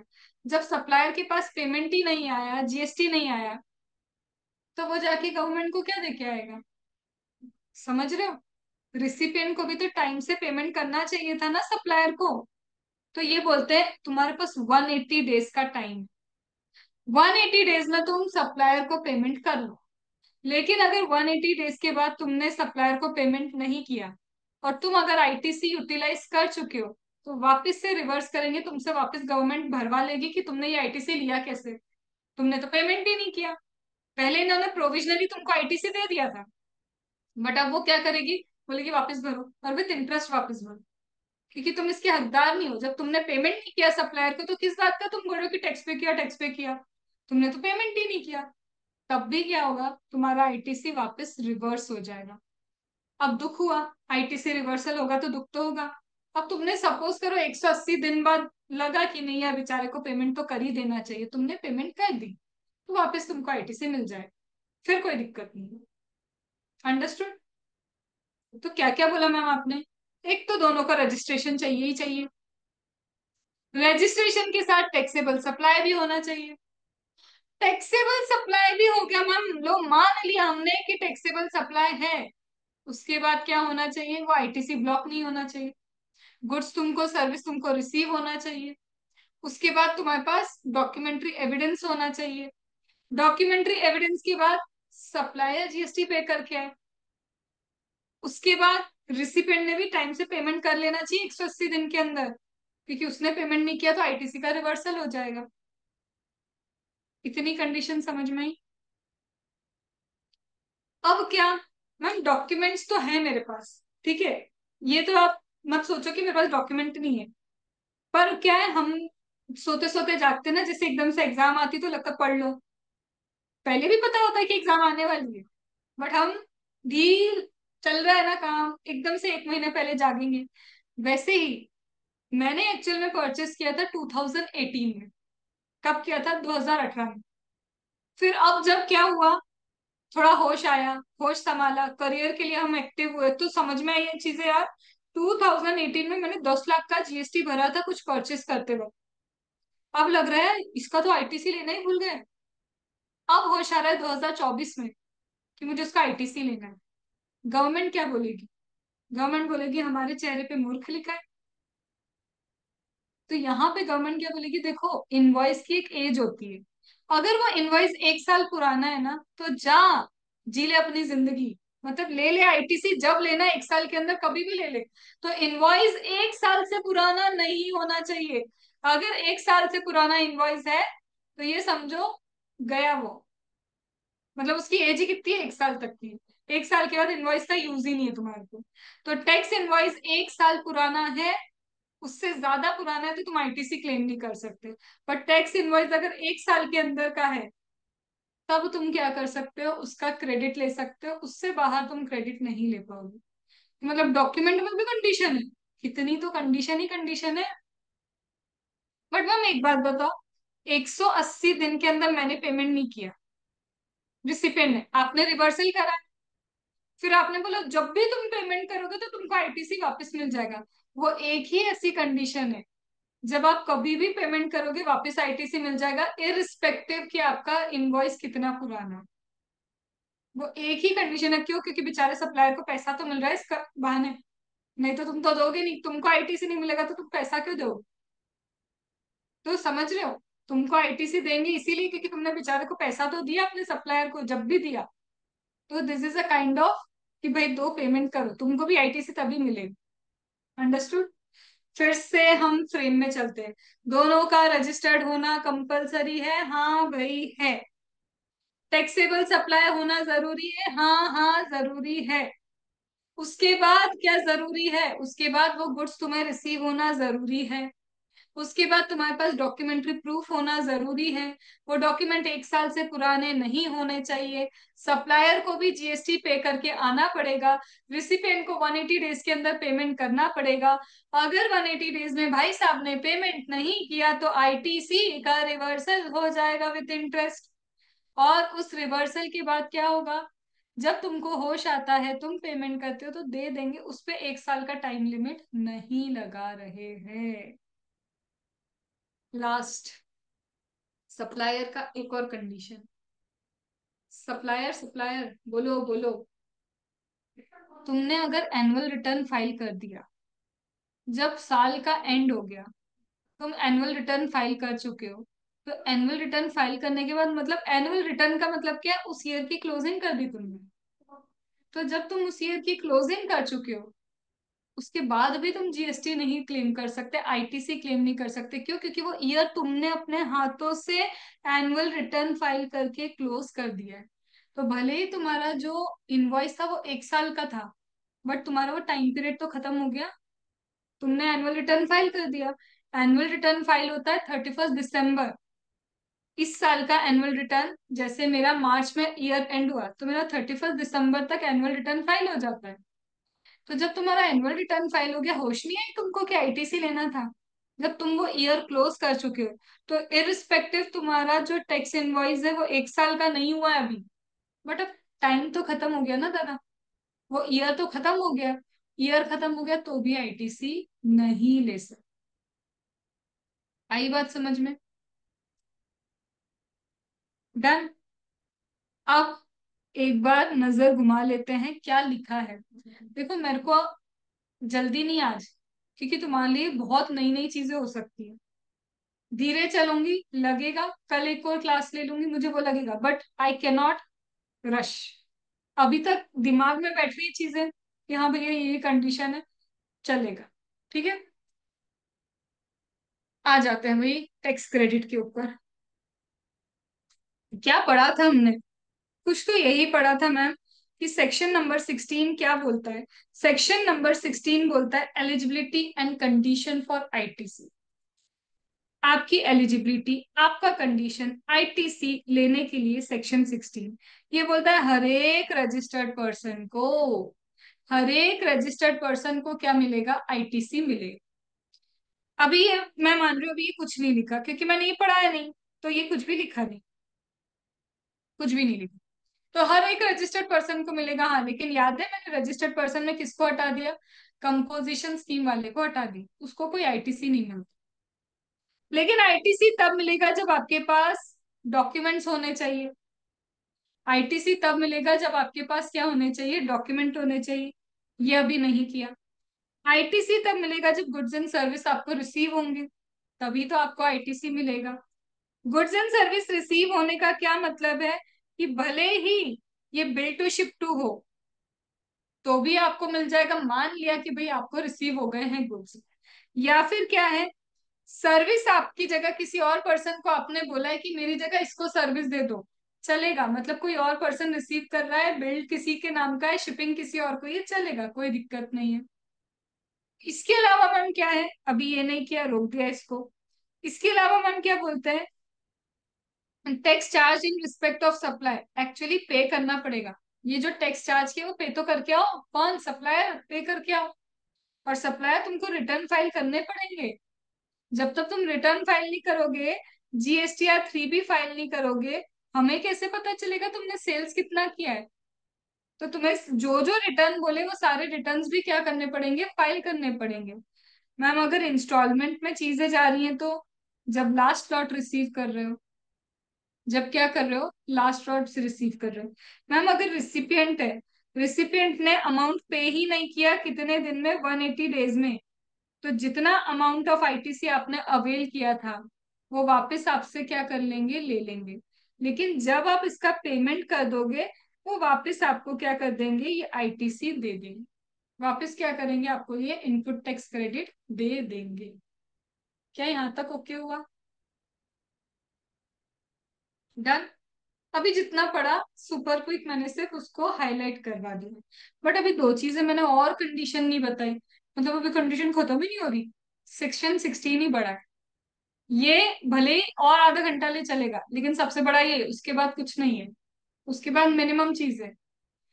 अब देखो होता क्या है कि एक सप्लायर जो होता है ना, एक तो जीएसटीआर 1 भी फाइल करना होता है उसको, और एक सप्लायर को जीएसटीआर 3 भी फाइल करनी पड़ती है। तो मेरा जो सप्लायर है, मेरा कौन है? मेरा जो सप्लायर है उसको जीएसटीआर 1 भी फाइल करना पड़ेगा, जीएसटीआर 3 भी फाइल करनी पड़ेगी। अब ये जीएसटीआर 1 क्या ना, जीएसटीआर 3 भी क्या, अब थोड़ा सा उसको भी हम क्या करते हैं, समझ लेते हैं। चलो भाई, अभी तक तो ये बात चल रही थी, इतनी ही कंडीशन है, नहीं अब कंडीशन बढ़ गई। यहाँ तो मैंने बोला सारे रिटर्न्स उसको सेक्शन 39 के फाइल करने, वो हो गया। ये बोलता है सप्लायर, सप्लायर बोलो, देखो ये बोलता है सप्लायर, तुमको क्या करना है? जीएसटीआर 1 फाइल करना होगा। अब मैम ये जीएसटीआर 1 क्या है? जीएसटीआर 1 एक स्टेटमेंट है। जीएसटीआर 1 क्या है? एक स्टेटमेंट है। मैम किस चीज का स्टेटमेंट है ये? इस जीएसटीआर 1 के थ्रू मेरा सप्लायर ये बताता है कि इस पर्टिकुलर मंथ में उसने कितना आउटवर्ड सप्लाई किया। क्या बताता है? कि इस पर्टिकुलर मंथ में उन भाई साहब ने कितना सप्लाई किया है। ठीक है मैम, समझ गए। उनने बता दिया इस पर्टिकुलर मंथ में कितना सप्लाई करता है। ये कब तक बताना होता है? नेक्स्ट मंथ के 11 तारीख तक इसे फाइल करना पड़ेगा। इतनी बात अच्छे से बोलो, समझ में आई? कि सप्लायर GSTR 1 फाइल करता है, सप्लायर लिखता है उसका आउटवर्ड सप्लाई कितना हुआ है, और इस आउटवर्ड सप्लाई को नेक्स्ट मंथ तक उसको फाइल करना है। जैसे अगर जुलाई में उसने सेल्स की है, तो अगस्त की 11 तारीख तक उसको जुलाई का पूरा आउटवर्ड सप्लाई की डिटेल देनी पड़ेगी। क्या यहाँ तक नोडिंग करके बताओ ओके है? यहाँ तक बात समझ में आई? अब मैम जब ये क्या है, ये लिखेगा ना बंदा, सप्लायर लिखेगा GSTR 1 में, मिस्टर ए को 10 लाख का सप्लाई किया, मिस्टर बी को 20 लाख का सप्लाई किया, मिस्टर सी को 5 लाख का सप्लाई किया, डी को 2 लाख का सप्लाई किया, मतलब पूरी लिस्ट लिख रहा है ना, जिन जिन लोगों को उसने सप्लाई किया सब लिख रहा है वो। अब ये सप्लाई की डिटेल पता है कहाँ जाएगी? मिस्टर ए की बात कर रही हूँ मैं, स्पेसिफिकली किसकी बात कर रही हूँ, पहले मिस्टर ए की। मिस्टर ए के GSTR 2A क्या बनना चालू हो जाएगा, या 2B बनना चालू हो जाएगा? अब 2A 2B अभी क्यों नहीं समझा रही, रिटर्न चैप्टर के लिए छोड़ा है, ज्यादा डिटेल में नहीं जाए। GSTR 2A या 2B में ये क्या हो जाता है मैम? GSTR 2A या 2B में ये हो जाता है ऑटो पॉपुलेटेड है। ऑटो पॉपुलेटेड मतलब इसको ऑटोमेटिकली रिफ्लेक्ट होता है कहाँ पे? ए के GSTR 2A एक स्टेटमेंट बन जाता है। क्या स्टेटमेंट बन रहा है? इसने जिन जिन लोगों से परचेस किया ना, सपोज करो सप्लायर का नाम है मोहन, तो यहाँ आ जाएगा जिसके GSTR 2A या फिर 2B में कि मोहन से 10 लाख का परचेस किया, तो इसका परचेस का स्टेटमेंट ऑलरेडी बन जाएगा। अब इसका परचेस का स्टेटमेंट किसके बेस पे बन रहा है बताओ, कहाँ से ऑटो पॉपुलेट हुआ? जब तक ये भाई साहब GSTR 1 नहीं भरेंगे, तुम्हारा ऑटो पॉपुलेट होके आएगा कैसे कि तुमने परचेस किया? अगर ये भाई साहब तुम्हें भूल गए, भूल गया सब कुछ, याद नहीं उसको अब कुछ, तुमको तो वो भूल गया, तुमको तो वो भूल गया, अब क्या हुआ? तुम यहाँ पे मोहन के से तुमने जो परचेस किया वो भी नहीं आया, गुम हो गया। तो इसका मतलब क्या है? गवर्नमेंट को दिखाई नहीं कि तुमने परचेस किया था मोहन से। मोहन को अगर 1 लाख का GST भी पे करके आए होगे, तो गवर्नमेंट कहाँ से लिखेगी तुम्हारा ITC 1 लाख रुपीज का? क्योंकि गवर्नमेंट को पता ही नहीं चला कि मोहन से तुमने परचेस किया है, तो तुम्हें ITC कैसे मिलेगा? जब तक उन्हें पता ही नहीं चला तुमने परचेस किया है, गवर्नमेंट ने इलेक्ट्रॉनिक क्रेडिट लेजर में ITC पहुंचाया ही नहीं, तो जब क्रेडिट लेजर में ITC पहुंचा ही नहीं, तो तुम्हें ITC मिलेगा कैसे भाऊ? मिल सकता है क्या?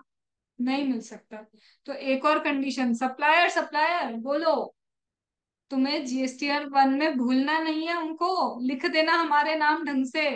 तो एंटायरली एक चीज बताओ, ITC सप्लायर पे कितनी डिपेंड कर रही है? अगर सप्लायर ने तुमको भूल दिया, तो तुम भूल जाओ कि तुमको भी क्या मिलेगा, ITC मिलेगा? नहीं मिलेगा। तो तुम समझ रहे हो, ITC देने के लिए गवर्नमेंट की जेब से जब पैसा निकालना हो ना वापस, तो कितनी कंडीशन लगा के रखी है, कितनी कंडीशन है कि डॉक्यूमेंट दो, उसके बाद 1 साल से पुराना नहीं होना चाहिए, और 1 साल से पुराना नहीं भी हुआ है तो तुम्हारा एनुअल रिटर्न की डेट पहले आ गई, तो फिर क्या?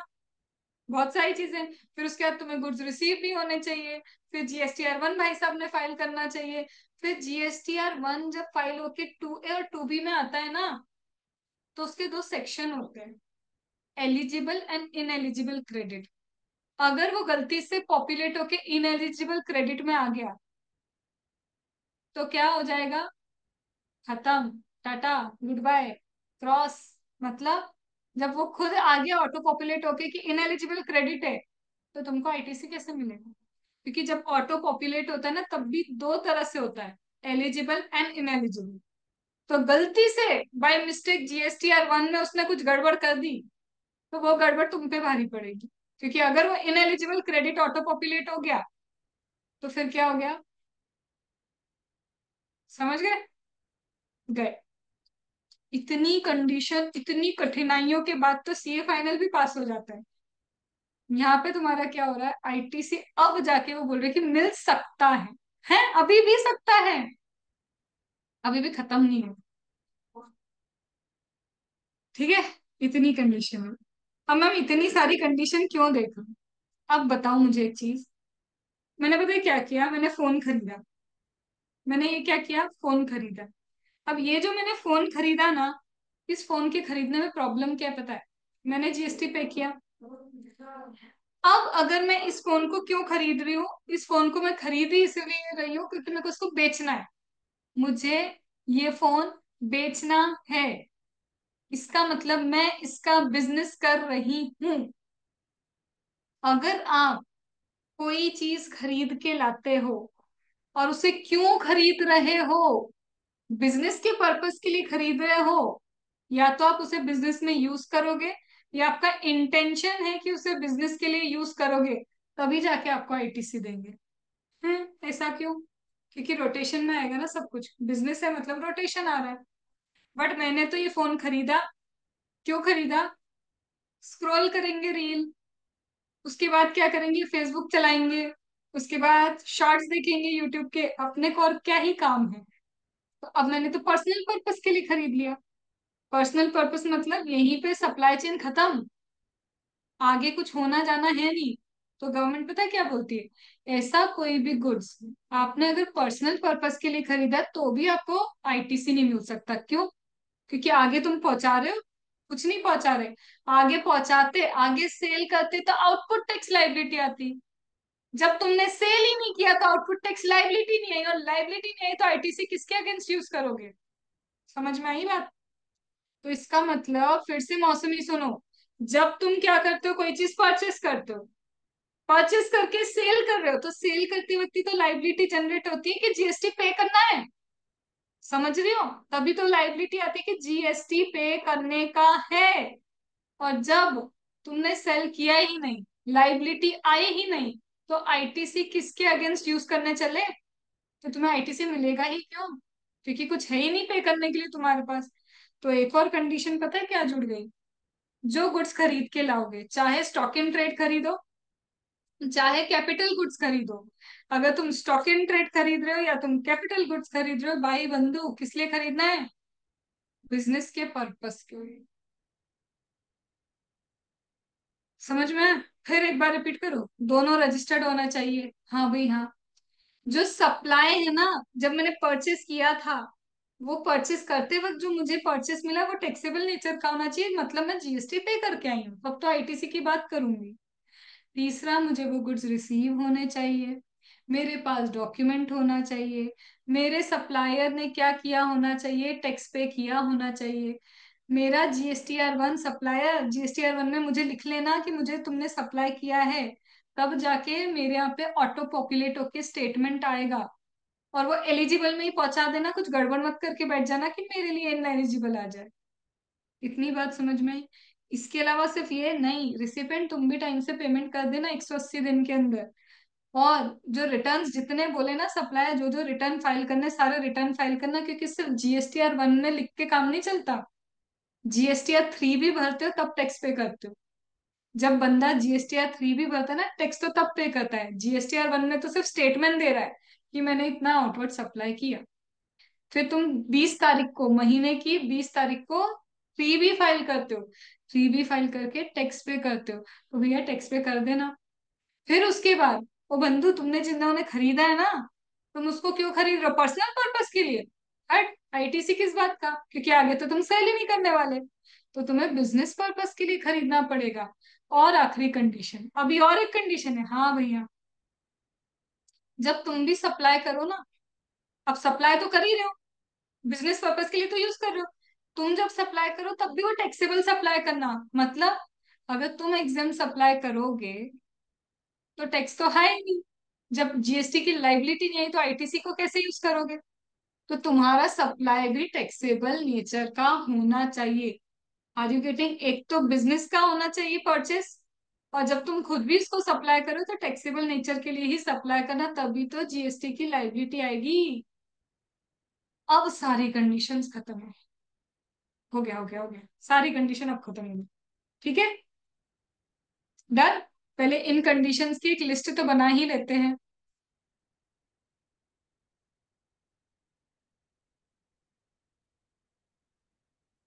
Conditions to avail ITC. Book में अलग अलग सेक्शन में ये कंडीशन है, जैसे मैंने बिजनेस वाली बोली कंडीशन और टैक्सेबल वाली कंडीशन बोली, बुक में ये सेक्शन 17 में। पर जब तुम क्वेश्चन सॉल्व करोगी तुमको एक साथ सारी कंडीशन सोचनी पड़ेगी, तो फॉर दैट पर्पस हमने इसको कंबाइंड समझा है। ठीक है, done.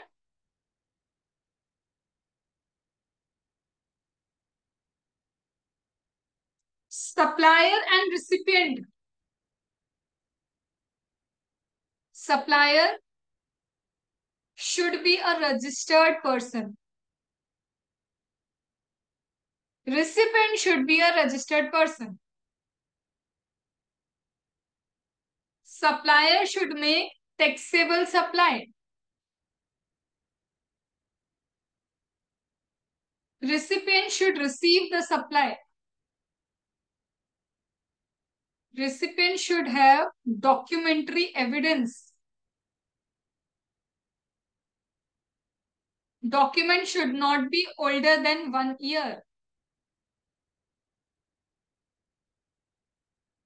Supplier should file GSTR1.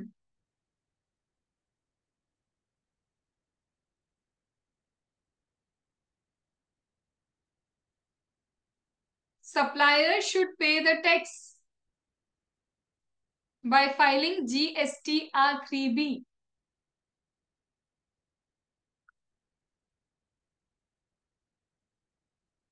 Recipient should pay consideration within 180 days.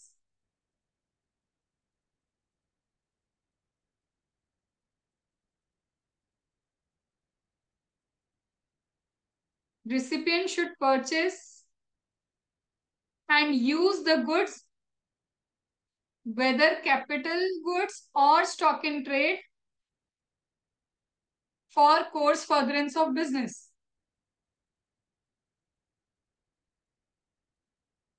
Supply made by recipient should be a taxable supply.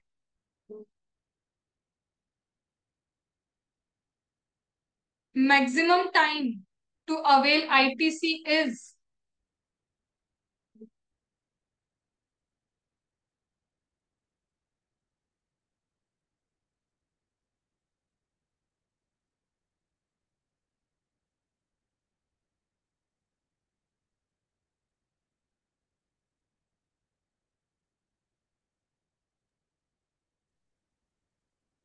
Ma'am book में कहाँ पे है ये?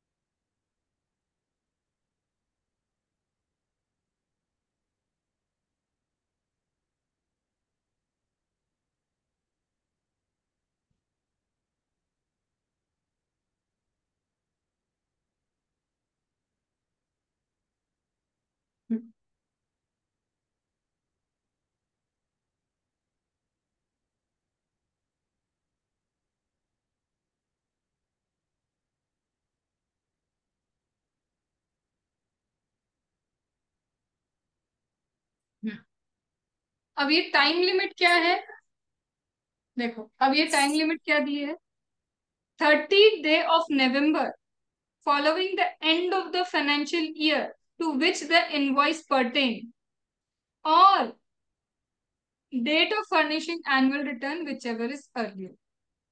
लास्ट डेट क्या है तुम्हारे पास आईटीसी क्लेम करने की, या तो जिस साल का तुम्हारा इनवॉइस है वो साल को एंड होने दो, तो वो फाइनेंशियल ईयर मैंने एंड किया। सपोज करो ये जुलाई चल रहा है, ये जुलाई कौन सा है मेरा, आज तो अगस्त हो गया है, ठीक है 1 अगस्त है आज, तो सपोज करो मैं अगस्त ही ले लेती हूँ, आज है मेरी 1 अगस्त। तो बोलते फर्स्ट अगस्त कौन से ईयर का है? 2024। बोलते 30th day of November following the end of the financial year. तो मैम इसका फाइनेंशियल ईयर मेरा तो एंड होगा 31 मार्च को, जो होगा 2025। इसका नवंबर का आ रहा है 30 नवंबर 2025। या तो इस दिन तक तुम क्या कर लो, तुम्हारा आईटीसी अवेल कर लो इस वाले इनवॉइस के ऊपर। हम इस दिन नहीं कर पाए तो बोलते देखो, बता रहे दो डेट को कंपेयर करना, या तो 30 नवंबर को कंपेयर करना, या फिर जिस दिन तुम क्या करोगे, एनुअल रिटर्न फाइल करोगे। यहाँ ये नहीं लिखा ड्यू डेट। नोटिस करना, कुछ जगहों पे ड्यू डेट रहता है, कुछ जगहों पे डेट ऑफ फर्निशिंग रहता है। बोलते जिस दिन तुमने एनुअल रिटर्न फाइल कर दिया, ऐसे तो ड्यू डेट 31 दिसंबर रहती है कि उस दिन तक फाइल कर दो। अब सपोज करो तुम लेकिन होशियार हो, बहुत अच्छे से कामकाज चलता है तुम्हारा, तुमने 29 नवंबर को ही रिटर्न फाइल कर दिया, तो वो बोले कंपेयर करना तुम्हारा डेट ऑफ एनुअल रिटर्न और दिस डेट, इसमें से जो भी अर्लियर हुई, मतलब जिस दिन तुम्हारा क्लोजिंग हो गई ना बुक्स की, बस उसके बाद से तुम आईटीसी अवेल नहीं कर सकते, भले ही 1 साल से तुम्हारा इनवॉइस पुराना नहीं हुआ। अंडरस्टूड? तो क्या है मेरा लास्ट डेट कि मैं कब तक उस टाइम पीरियड का आईटीसी अवेल कर सकती हूँ? 30 November from the end of the financial year to which the invoice pertain, और और date of furnishing annual return whichever is early. झालो, समझ में आया? ये 12 कंडीशन है भाई साहब। लगेगा तुमको कि छोटी छोटी छोटी छोटी मासूम सी कंडीशन इधर उधर दी हुई है, नहीं दी। ये टोटल 12 कंडीशन जब किसी ट्रांजेक्शन में खत्म होती है ना, उसके बाद भी एक कंडीशन और है कि भैया इसका आईटीसी ब्लॉक नहीं होना चाहिए। मतलब मैंने बोला था ना, बंदा स्मार्ट है, बंदा फाइनेंशियली स्टेबल है, सब कुछ अच्छा चल रहा है, हमारी भी अंडरस्टैंडिंग है, सब कुछ परफेक्ट कपल लगते ही है, लेकिन घर वाले आके क्या बोलते हैं, इंटरकास्ट अलाउड नहीं है, ब्लॉक्ड। तो इतनी 12 कंडीशन, 12 गुण मिल भी गए तुम्हारे।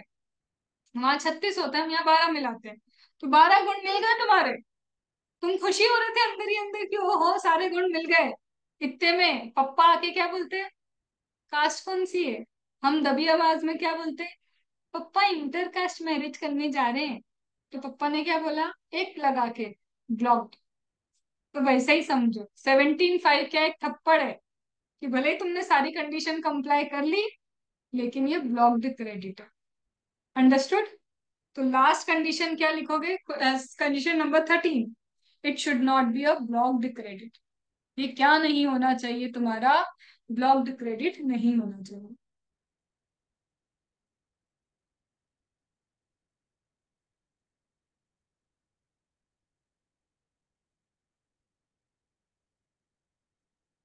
It should not be a blocked credit. ठीक है? सुकून शांति यहां तक? सच में बोला था ना, आईटीसी है भी, मेरी गलती नहीं उसमें, वो है भी, क्या कर सकते हैं। ठीक है, चलो। अब ये क्या खत्म किया पता है, सेक्शन 16। मैं अभी रीडिंग नहीं करा रही हूँ सेक्शन 16 की, अब जब तुम सेक्शन 16 रीड करोगे तुमको सब यही मिलेगा। लेकिन क्या अभी सेक्शन 16 खत्म हो गया? रुको जरा, सबर करो, इतनी जल्दी सेक्शन 16 खत्म नहीं हुआ है। अब और एक चीज है, मैम आपने क्या बोला था? मैंने ये बोला था रिसिपिएंट 180 दिन में पेमेंट कर देना। रिसिपिएंट ने बोला इधर आओ। मैंने बोला क्या? बोले क्या बोल रहे हो? मैंने कहा 180 दिन में कम से कम पेमेंट कर देना। रिसिपिएंट ने बोला दिमाग है कुछ? मैंने कहा क्यों? शेड्यूल 1 जानते हो? मैंने कहा जानते हो शेड्यूल 1। बोले पता है शेड्यूल 1 क्या होता है? विदाउट कंसिडरेशन वाला सप्लाई। अब रिसिपेंट सही है कि नहीं? रिसिपेंट क्या बोल रहा है, जब मुझे कंसिडरेशन पे ही नहीं करना क्योंकि तुमने, क्योंकि कंसिडरेशन नहीं था फिर भी जबरदस्ती क्या बोला, it is a team supply. तो मैं कंसिडरेशन दूं कहां से जब कंसिडरेशन है ही नहीं? तो फिर गवर्नमेंट को फिर दिमाग आया, हाँ यार बंदा तो सही बात बोल रहा है, शेड्यूल 1 के अकॉर्डिंग भी तो डीम्ड सप्लाई होता है कि नहीं होता? यस मैम, होता है डीम्ड सप्लाई। तो ऐसे कंडीशन में इन्होंने क्या बोला, फिर हाथ जोड़ के बोला, अगर आपका डीम्ड सप्लाई है तो 180 दिन आप पे एप्लीकेबल नहीं है दादा, आप पे 180 दिन नहीं लगेगा। तो अब क्या हुआ, रिसिपिएंट के 180 डेज का एक एक्सेप्शन, कि अगर ये शेड्यूल 1 का सप्लाई है तो इन सच ए केस क्या एप्लीकेबल नहीं होगा, तुम्हारा ये 180 डेज का कॉन्सेप्ट लग ही नहीं सकता क्योंकि कंसिडरेशन ही नहीं है। क्या ये बात समझ में आ गई? फिर एलिवेशन करते हैं एक और। फिर हमने मतलब गवर्नमेंट ने बोला 180 दिन के अंदर पेमेंट कर देना। रिसिपेंट ने बोला इधर आओ, क्यों 180 दिन के अंदर पेमेंट कर दे? बोले अगर तुम पेमेंट नहीं करोगे तो सप्लायर हमको आके जीएसटी कैसे पे करेगा, क्योंकि तुम सप्लायर को पे नहीं कर रहे, सप्लायर गवर्नमेंट को पे नहीं करेगा। फिर रिसिपेंट ने इधर आके बोला, किसको? गवर्नमेंट को। आरसीएम पता है? गवर्नमेंट का हाँ पता है। बोले आरसीएम का मतलब समझते हो? गवर्नमेंट ने कहा हम नहीं बनाया, समझते हैं कि वहां पे रिसिपेंट को टैक्स पे करना होता है। तो बोले समझ में आया कुछ, कि यहाँ पे जीएसटी पे करने की लाइबिलिटी ही नहीं है रिसिपिएंट की, तो किस बात का 180 दिन लगा रहे हो? तो अगर कोई ट्रांजैक्शन, कोई सप्लाई ऐसा है जो शेड्यूल 1 के अकॉर्डिंग डीम्ड सप्लाई है, because there is no consideration, या फिर वो आरसीएम में फॉल होता है, और आरसीएम में तो लाइबिलिटी स्वयं रिसिपिएंट की ही है, तो किस बात का 180 डेज का कॉन्सेप्ट लगा रहे हैं? तो in both the cases concept of 180 day will not be applicable. ठीक है, तो अब हम क्या लिखेंगे? वो रिसिपिएंट रिसिपिएंट जो हम चीख चिल्ला रहे थे भैया 180 डेज 180 डेज कर रहे थे, वहां उसको क्या लिखोगे? शेड्यूल 1 और क्रॉस कर दो, और आरसीएम लिखो और क्रॉस कर दो, मतलब इन दो चीजों पे 180 डेज का कॉन्सेप्ट एप्लीकेबल नहीं होता है। तो मैम कहाँ एप्लीकेबल नहीं होता है? तो मैम जब यहाँ आप बातें कर रहे थे ना, तो शेड्यूल 1 है तो 180 डेज का कॉन्सेप्ट एप्लीकेबल नहीं, आरसीएम है तो 180 डेज का कॉन्सेप्ट एप्लीकेबल नहीं। आया आया आया।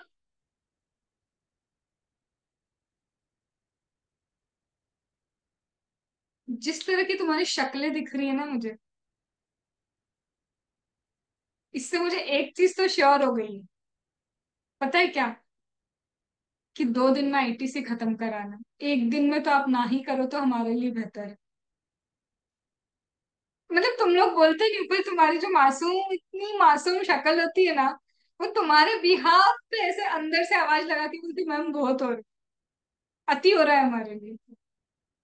ठीक है, 10 बजे तक तो पढ़ेंगे। ठीक है, 10 बजे तक तो पढ़ेंगे, बट तुम इतना ध्यान रखना, ये करके आना रहेगा, इसमें कोई भी लापरवाही मत करना कि बाद में कर लेंगे। कल की क्लास एक और लूंगी मैं, उसमें कवर कराऊंगी, बट तब तक नहीं करवा सकती जब तक पिछले पाप तुम नहीं अच्छे से दिमाग में डाल लेते ना, तब तक आईटीसी टफ हो जाए। और अगर एक चीज और, चलो तो रीस्टार्ट करते हैं, हम कहाँ पे थे? इतनी सारी बाधाओं को पार करके ये समझ में आया कि आईटीसी लिया जा सकता है। अब तुमको और एक चीज बताती हूँ। मैम आईटीसी मिलेगा किस पे? देखो आईटीसी मिलता है जब आप परचेस करते हो, है ना? मैंने क्या बोला? परचेस करते वक्त मैंने टैक्स पे किया तो मुझे आईटीसी मिलना चाहिए क्योंकि मैं जीएसटी पे करके आती हूँ। तो परचेस किया क्या? अब मेरे बिजनेस में देख लो, कोचिंग इज अ बिजनेस। कोई कितना भी बोले कि हम तो सिर्फ पढ़ाना चाहते हैं, ज्ञान देना चाहते हैं, but the fact is that is also business. ठीक है, तो अब मेरे बिजनेस में क्या है? तुम्हें क्या लगता है मुझे स्टॉक इन ट्रेड की जरूरत नहीं पड़ रही? अभी मैं पीडीएफ फॉर्म में बुक्स दे रही हूँ, बीइंग फाइनेंशियली मैंने क्लासेस की फीस बहुत लो रखी है। अगर यही क्लासेस की फीस 8,000 कर दूं मैं, तो तुम मारोगे मुझे, बोलोगे मैडम अब तो कम से कम बुक मेरे को क्या दे दो, हार्ड कॉपी दे दो। तब मुझे तुम्हें स्टॉक इन ट्रेड पहुंचाना पड़ेगा, मुझे बुक्स तुम्हें पहुंचानी पड़ेगी। अब वो स्टॉक इन ट्रेड हो गया मेरा, उसका कहीं ना कहीं तो मैंने कुछ तो परचेस करा होगा उसके लिए। ठीक है, और क्या हुआ? सपोज तुमने मेरे से पेन ड्राइव क्लासेस ली, तो पेन ड्राइव भी तो मुझे खरीदनी पड़ेगी ना। तो परचेस किया मैंने, stock in trade, stock in trade, stock in trade, stock in trade purchase हो गया, उस पर मिलेगा आपको जीएसटी। मैम जब आप पढ़ा रहे हो ना, आपको पता है आप लैपटॉप यूज कर रहे हो, आपको पता है आप वेबकैम यूज कर रहे हो, आपको पता है आप कुछ ना कुछ ये वायरें वगैरह क्या कर रहे हो, कनेक्ट कर रहे हो, जिससे यहाँ पे क्या हो रहा है, स्क्रीन व्यू हो रहा है, और आप जब आईपैड में अपने लिख रहे हो ना, वो हमको दिख रहा है। कहना क्या चाहते हो? सिर्फ आपने स्टॉक इन ट्रेड नहीं खरीदा बिजनेस में, आपने कैपिटल गुड्स भी खरीद के रखे बिजनेस में, जो लंबे टाइम तक यूज होंगे। ऐसा नहीं है एक बैच के बाद मुझे फिर से एक आईपैड खरीदना पड़ता है तो मैं क्लासेस नहीं लूंगी। ये मेरा लंबे समय तक क्या आने वाले काम आने वाली चीज है। तो स्टॉक इन ट्रेड क्या लंबे समय तक काम आता है? हाँ। सॉरी, कैपिटल गुड्स लंबे टाइम तक आता है, हाँ। अब तुम्हें क्या लग रहा है, हम तुम ऐसे ही आके बैठ गए और एक दूसरे को दिखने लग गए? अभी धीरे से अगर यहाँ लाइट चली गई ना, मतलब वाईफाई चला गया। वाईफाई चला गया मतलब मैं ऐसे ही रह जाऊंगी, तुम ऐसे ही रह जाओगे, थोड़ी देर बाद डिस्कनेक्ट हो जाएगा। इसका क्या मतलब समझो, मैंने सर्विसेज भी ली हुई। तो कहना क्या चाहते हो, परचेस सिर्फ गुड्स नहीं होते। गुड्स के दो तरीके होते हैं, स्टॉक, कैपिटल गुड्स, और साथ में आप सर्विसेज भी ले रहे हो। मैम और तो और सोचो, ये हम सब कहाँ दिख रहे हैं? जूम मीटिंग पे, जूम की सर्विसेज ले रही हूँ। फिर मेरे से ना किसी ने पूछा था ऐसा कि मैम जूम तो 40 मिनट का ही होता है, आप लंबी क्लासेस कैसे लोगे? तो मेरे को बड़ा हंसी आई थी इस क्वेश्चन पे, कि इतना मासूम क्वेश्चन एक बच्चा जब डाउट क्लियर करता है ना अपने ज्वाइनिंग करने से पहले, तो बड़ा मासूम सा सवाल उसने मुझसे पूछा था, और वो हंस भी रहा है यहाँ बैठ के कि मैम जूम तो सिर्फ 40 मिनट का सेशन होता है, तो आप लंबी क्लासेस कैसे ले लोगे? फिर मुझे ऐसा बहुत दुख के साथ बताना पड़ा, मेरे पास पेड सब्सक्रिप्शन है उसका। तो क्या मैंने सर्विस ली? हाँ। और फिर वो बच्चा पता है लेट ही आता है। 40 मिनट की अगर 1 1.5 घंटे की क्लास होती है तो 30 मिनट तो वो लेट ही रहता है। तो ऑटोमेटिकली वो 40 मिनट ही अटेंड करता है मेरी क्लास। तो यहाँ पे कहने का मतलब क्या है कि मैम क्या आप सर्विसेज भी ले रहे हो? हाँ भाई हाँ, मैं सर्विस परचेस करती हूँ, मैं गुड्स परचेस करती हूँ, मैं स्टॉक इन ट्रेड परचेस करती हूँ, मतलब कैपिटल गुड्स भी। क्या इन सबका एटीसी मिलता है? हाँ। अगर ये सारी चीजों के लिए वो सारी 12 13 कंडीशन कंप्लाई हो गई ना, कि मैंने बिजनेस के लिए यूज किया, टैक्सेबल सप्लाई के लिए यूज किया, मेरे पास डॉक्यूमेंट्री एविडेंस है, ब्ला ब्ला ब्ला, सारी चीजें हैं, तो मुझे आईटीसी मिलेगा। तो अब मेरे को एक 14th नंबर का पॉइंट क्या ऐड करना चाहिए? सब कुछ चल रहा है, तो 14 नंबर के पॉइंट में मुझे ऐड करना है कि आईटीसी इज अवेलेबल। किस चीज पे आईटीसी अवेलेबल है? On stock in trade, comma, capital goods, comma, input service.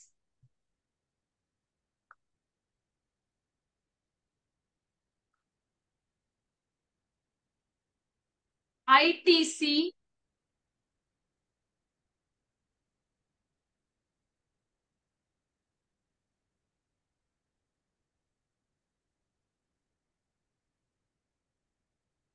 ITC is available on input, comma, input service, comma, capital goods, if all other conditions are complied।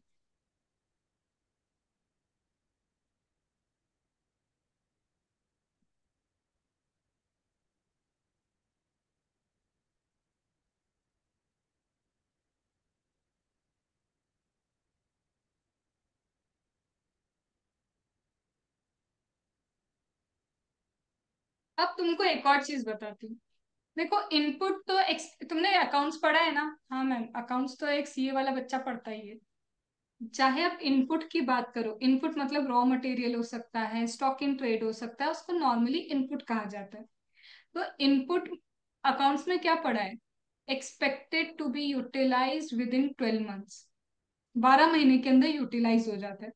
तो जो चीज 12 महीने के अंदर यूटिलाइज हो जाती है, मतलब 1 ईयर के अंदर यूटिलाइज हो सकती है, तो उसका इमीडिएटली तुमको पूरा आईटीसी दे देंगे।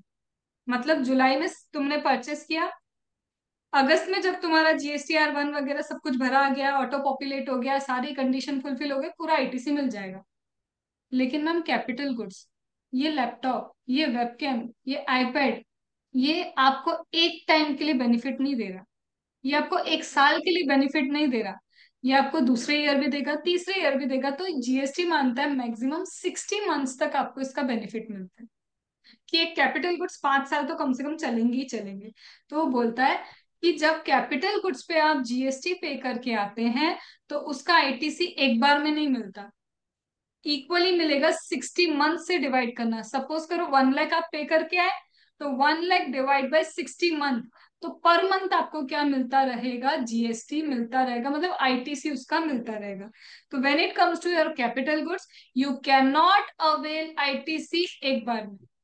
तब आप क्या करोगे, कैपिटल गुड्स है, कैपिटल गुड्स में आप क्या करोगे, 60 मंथ्स में आपको उसका आईटीसी अवेलेबल होता है। ठीक है मैम। तो नया हमारा 15 नंबर का पॉइंट क्या हो गया, 15 नंबर का पॉइंट बोलता है कि कैपिटल गुड्स के केस में भाई आईटीसी कब मिलेगा।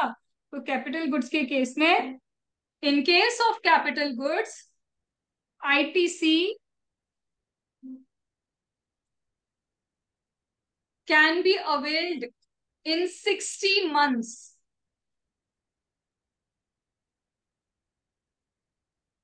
डन यहाँ तक। अब एक तुमको डीटी का कॉन्सेप्ट पढ़ाया जाए। मैम आपको एक चीज पता है क्या, कैपिटल गुड्स पे डेप्रिसिएशन भी मिलता है। अरे हाँ, ये कैसे भूल गए, कैपिटल गुड्स पे ना डेप्रिसिएशन भी मिलता है। कहना क्या चाहते हो, बता रहे हैं भाई क्या कहना चाहते हैं। हमने डीटी पढ़ा है, नहीं अभी इतना तो शायद नहीं पढ़ा, या थोड़ा पढ़ भी लिया होगा। डीटी में क्या लिखा है, जब भी आप कैपिटल गुड्स खरीदते हो, उसकी कॉस्ट में क्या क्या ऐड होता है, उसकी कॉस्ट में जो भी आपने टैक्सेस पे किए हैं, अगर उन टैक्सेस का आईटीसी नहीं मिलता है तो आप वो भी ऐड कर लो। उसके अलावा वो जो भी डायरेक्ट कॉस्ट रिलेटेड होती है to bring it to present location condition, वो सारी डायरेक्ट वाली कॉस्ट भी ऐड कर लो। ठीक है। कहना क्या चाह रहे, डीटी कहता है कि कैपिटल गुड्स के कॉस्ट में वही टैक्स को इंक्लूड करना जिसपे आईटीसी ना मिलता हो। और यहाँ पे जीएसटी क्या बोलता है कि कैपिटल गुड्स की कॉस्ट में हम तभी आपको डेप्रिसिएशन देंगे, कैपिटल गुड्स की कॉस्ट लगी, कॉस्ट पे आपको लगा टैक्स, तो बोलते हैं टैक्स पे आपको तभी आईटीसी देंगे जब आपने उसका डेप्रिसिएशन क्लेम ना किया हो। है, क्या कहना चाह रहे हो ये, वो सीधी बात बोल रहे हैं कि कैपिटल गुड्स पे लगता है टैक्स। हाँ लगता है, बोलते हैं इस टैक्स के कंपोनेंट पे, ये जो टैक्स है टैक्स के कंपोनेंट पे या तो आप आईटीसी ले लो तो डेप्रिसिएशन छोड़ दो, और अगर आप डेप्रिसिएशन लेना चाहते हो तो आईटीसी छोड़ दो। कहना क्या चाह रहे हो, ये सब मिला के कॉस्ट बनती है। हाँ, तो बोल रहे हैं ये जो स्पेसिफिकली टैक्स का कंपोनेंट है, या तो इस टैक्स के कंपोनेंट पे आईटीसी देंगे, या फिर इस पे हम क्या देंगे तुमको, डेप्रिसिएशन को। एक चीज, जैसे सपोज करो मैम 10 लाख रुपीज की मेरी मशीन है, मशीन कितने की, 10 लाख रुपीज की, जीएसटी कितने का लगेगा, 1 लाख रुपीज का, ऐसे ही रेंडमली लिया है मैंने 1 लाख। बोलते टोटल कॉस्ट कितनी, 11 लाख रुपए। तो बोलता है देखो 10 लाख के ऊपर, ये 10 लाख के ऊपर तो तुम यार क्या लो, सीधे सीधे जीएसटी के ये जो 10 लाख है, 10 लाख के ऊपर तुम डेप्रिसिएशन लो, हमको कोई दिक्कत नहीं है, क्योंकि ये पैसा तुम्हारे पास कभी वापस नहीं आने वाला, कोई वापस आके तुमको 10 लाख दे के नहीं जाएगा। लेकिन ये जो जीएसटी का कंपोनेंट है, जीएसटी का कंपोनेंट है, या तो एक काम करो इसका आईटीसी ले लो। जब आईटीसी ले लिया, इसका मतलब जो पैसा तुमने भरा था, जो कॉस्ट तुमने लगाई थी, वो कॉस्ट तो तुमने वापस ले ली गवर्नमेंट से। 1 लाख रुपए तो तुम्हारी जेब में वापस आ गए। तो जब 1 लाख रुपए जेब में वापस आ गए तो डेप्रिसिएशन किस बात का ले रहे हो भाई, इस टैक्स कंपोनेंट पे। और अगर तुम बोल रहे हो नहीं चाहिए आईटीसी, तो फिर ठीक है, धीरे धीरे हौले हौले डेप्रिसिएशन तू ले ले, इसमें क्या प्रॉब्लम। ठीक है। तो बोल रहे हैं मैं पूरे वैल्यू ऑफ सप्लाई की बात नहीं कर रहा हूं, सिर्फ जो टैक्स का कंपोनेंट है ना, वो टैक्स के कंपोनेंट पे या तो आईटीसी मिलेगा या फिर डेप्रिसिएशन मिलेगा। दोनों भाई बंधु साथ में नहीं मिल सकते, क्योंकि आईटीसी मिलने का मतलब भी पैसा तुमको वापस मिल गया, और डेप्रिसिएशन का मतलब भी तुम्हारा प्रॉफिट कम कर रहा है वो। तो कहीं ना कहीं बेनिफिट तो मिल गया ना, तो दो बेनिफिट तुमको नहीं मिल सकते हैं। आई ये बात समझ में? तो double benefit not allowed. Done. अब ये वाली कंडीशन कौन सी हो गई? 16। 16 कंडीशन क्या लिखोगे? On tax component of capital goods, on tax component of capital goods,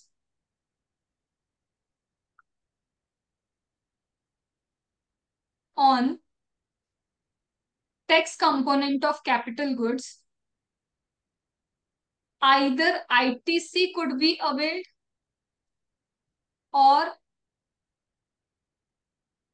depreciation could be availed.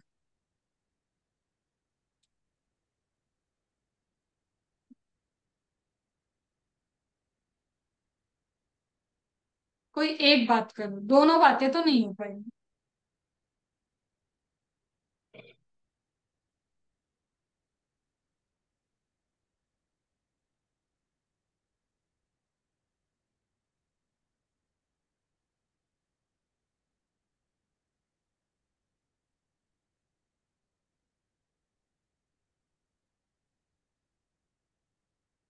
apportionment of ITC,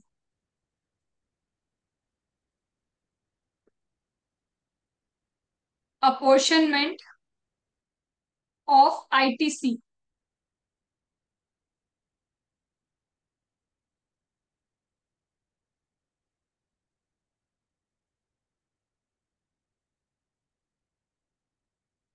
अब ये क्या नई बला आ गई सामने?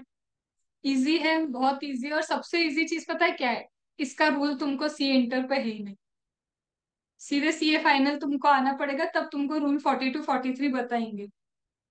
लास्ट कॉन्सेप्ट अभी के लिए तुम्हारी शक्लों के हिसाब से यही लास्ट हो सकता है, मुझे समझ में आ रहा है।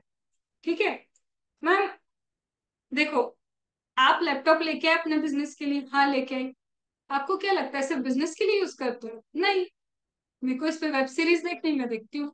मेरे को इस पे लिंक्डइन चलाना है, मैं चलाती हूँ। मेरे को इसको यूट्यूब पे कोई वीडियो देखना है, मैं देखती हूँ। कौन आ रहा है मेरे को यहाँ देखने के लिए? मैं कितना पर्सनल पर्पस के लिए यूज कर रही हूँ। लेकिन गवर्नमेंट तो गवर्नमेंट है।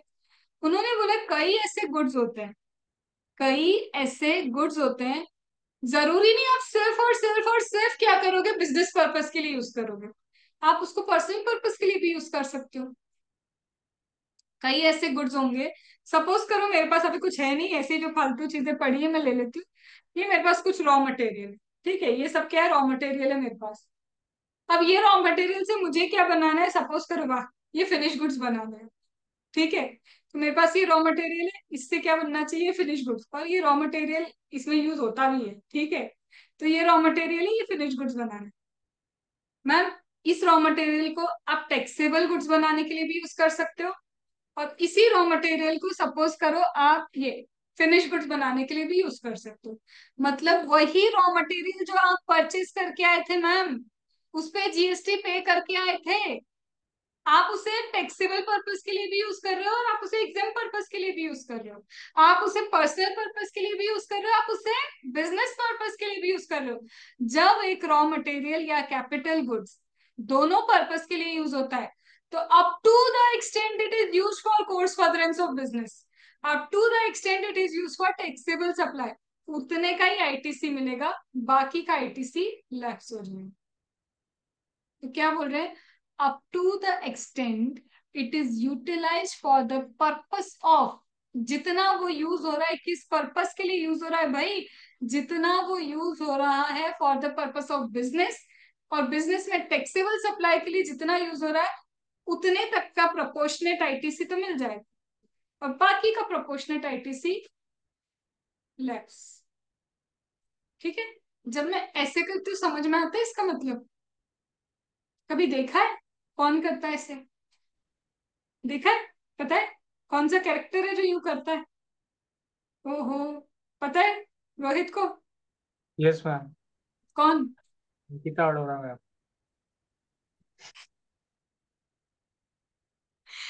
एक खिचड़ी सीरियल आता था, उसमें एक कैरेक्टर था प्रफुल्ल। तो प्रफुल्ल तू तो गधा है, गधा, ऐसा।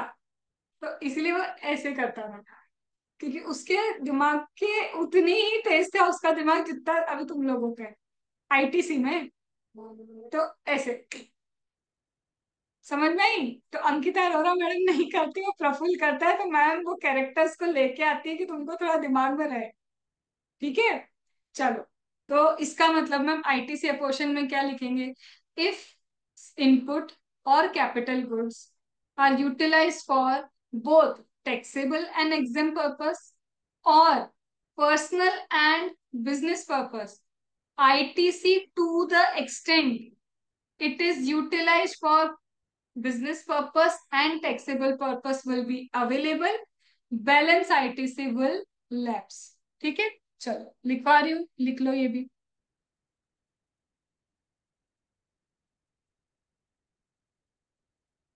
where input or capital goods are utilized for business as well as personal purpose, in such a case ITC to the extent utilized for the purpose of business and taxable purpose will be available. However, ITC to the extent utilized for the personal purpose and exam purpose will lapse।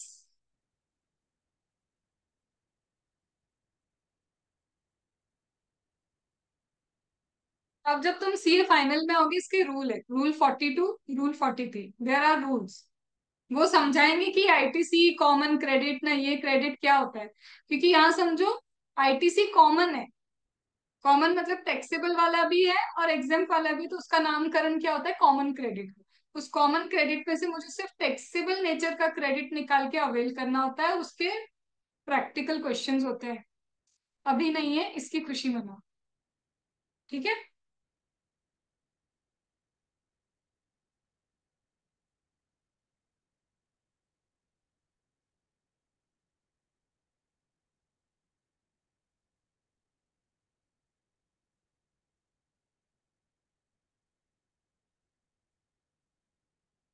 Done. इतना तुमको एक समझ में आ रही है? धीरे धीरे मेरी लिस्ट ना कहीं कंडीशन एक साथ ही होती है।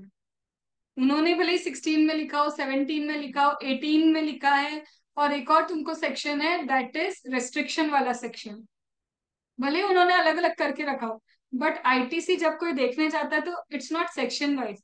ये होलसम देख के समझ में आता है भाई आईटीसी बेचारे को मिलेगा भी या नहीं मिलेगा। अंडरस्टूड? क्या इच्छा है, थोड़ा और पढ़ा दूं? तुम जैसा बोलो। नॉडिंग यस करो, मैम। बोलो मत। यस। नॉडिंग यस करो। मैम। 8 मिनट और पढ़ा दूं, छोटा सा कॉन्सेप्ट। मैडम, पूरा 1 घंटा पढ़ा दो। ये तो यस इनको मैम। मूवी ज्यादा ही पसंद आ गई कि इस मूवी को चलते रहने दो। अपन इसको वेब सीरीज कर देते हैं अब, 2 एपिसोड की। ठीक है, चलो। अब एक लास्ट कॉन्सेप्ट और बता रही हूँ। अब वो क्या है? देखो भाई, आईटीसी या तो ब्लॉक्ड होगा या रेस्ट्रिक्ट होगा, है। अब ये क्या नया कंसेप्ट आया? देखो, अब तक तो तुम्हारी सारी कंडीशन अच्छी चल रही थी, हमने अपॉर्शनमेंट कर लिया, सब कुछ देख लिया। अभी मुझे इसमें ये भी समझना है टैक्सेबल सप्लाई में कौन कौन आता है। अभी वो नहीं समझा, मतलब हमने अभी सिर्फ पूरा ऊपर से समझा है, इन डिटेल अभी चल हम गए ही नहीं है। ये ऊपर ऊपर से, हाँ यही ऊपर से अभी डिटेलिंग बची है। डिटेलिंग कल करेंगे। मैम, आईटीसी या तो ब्लॉक्ड होता है, मतलब 17 सबसेक्शन 5 लगता है, या फिर आपका आईटीसी रेस्ट्रिक्ट भी कर सकते हैं।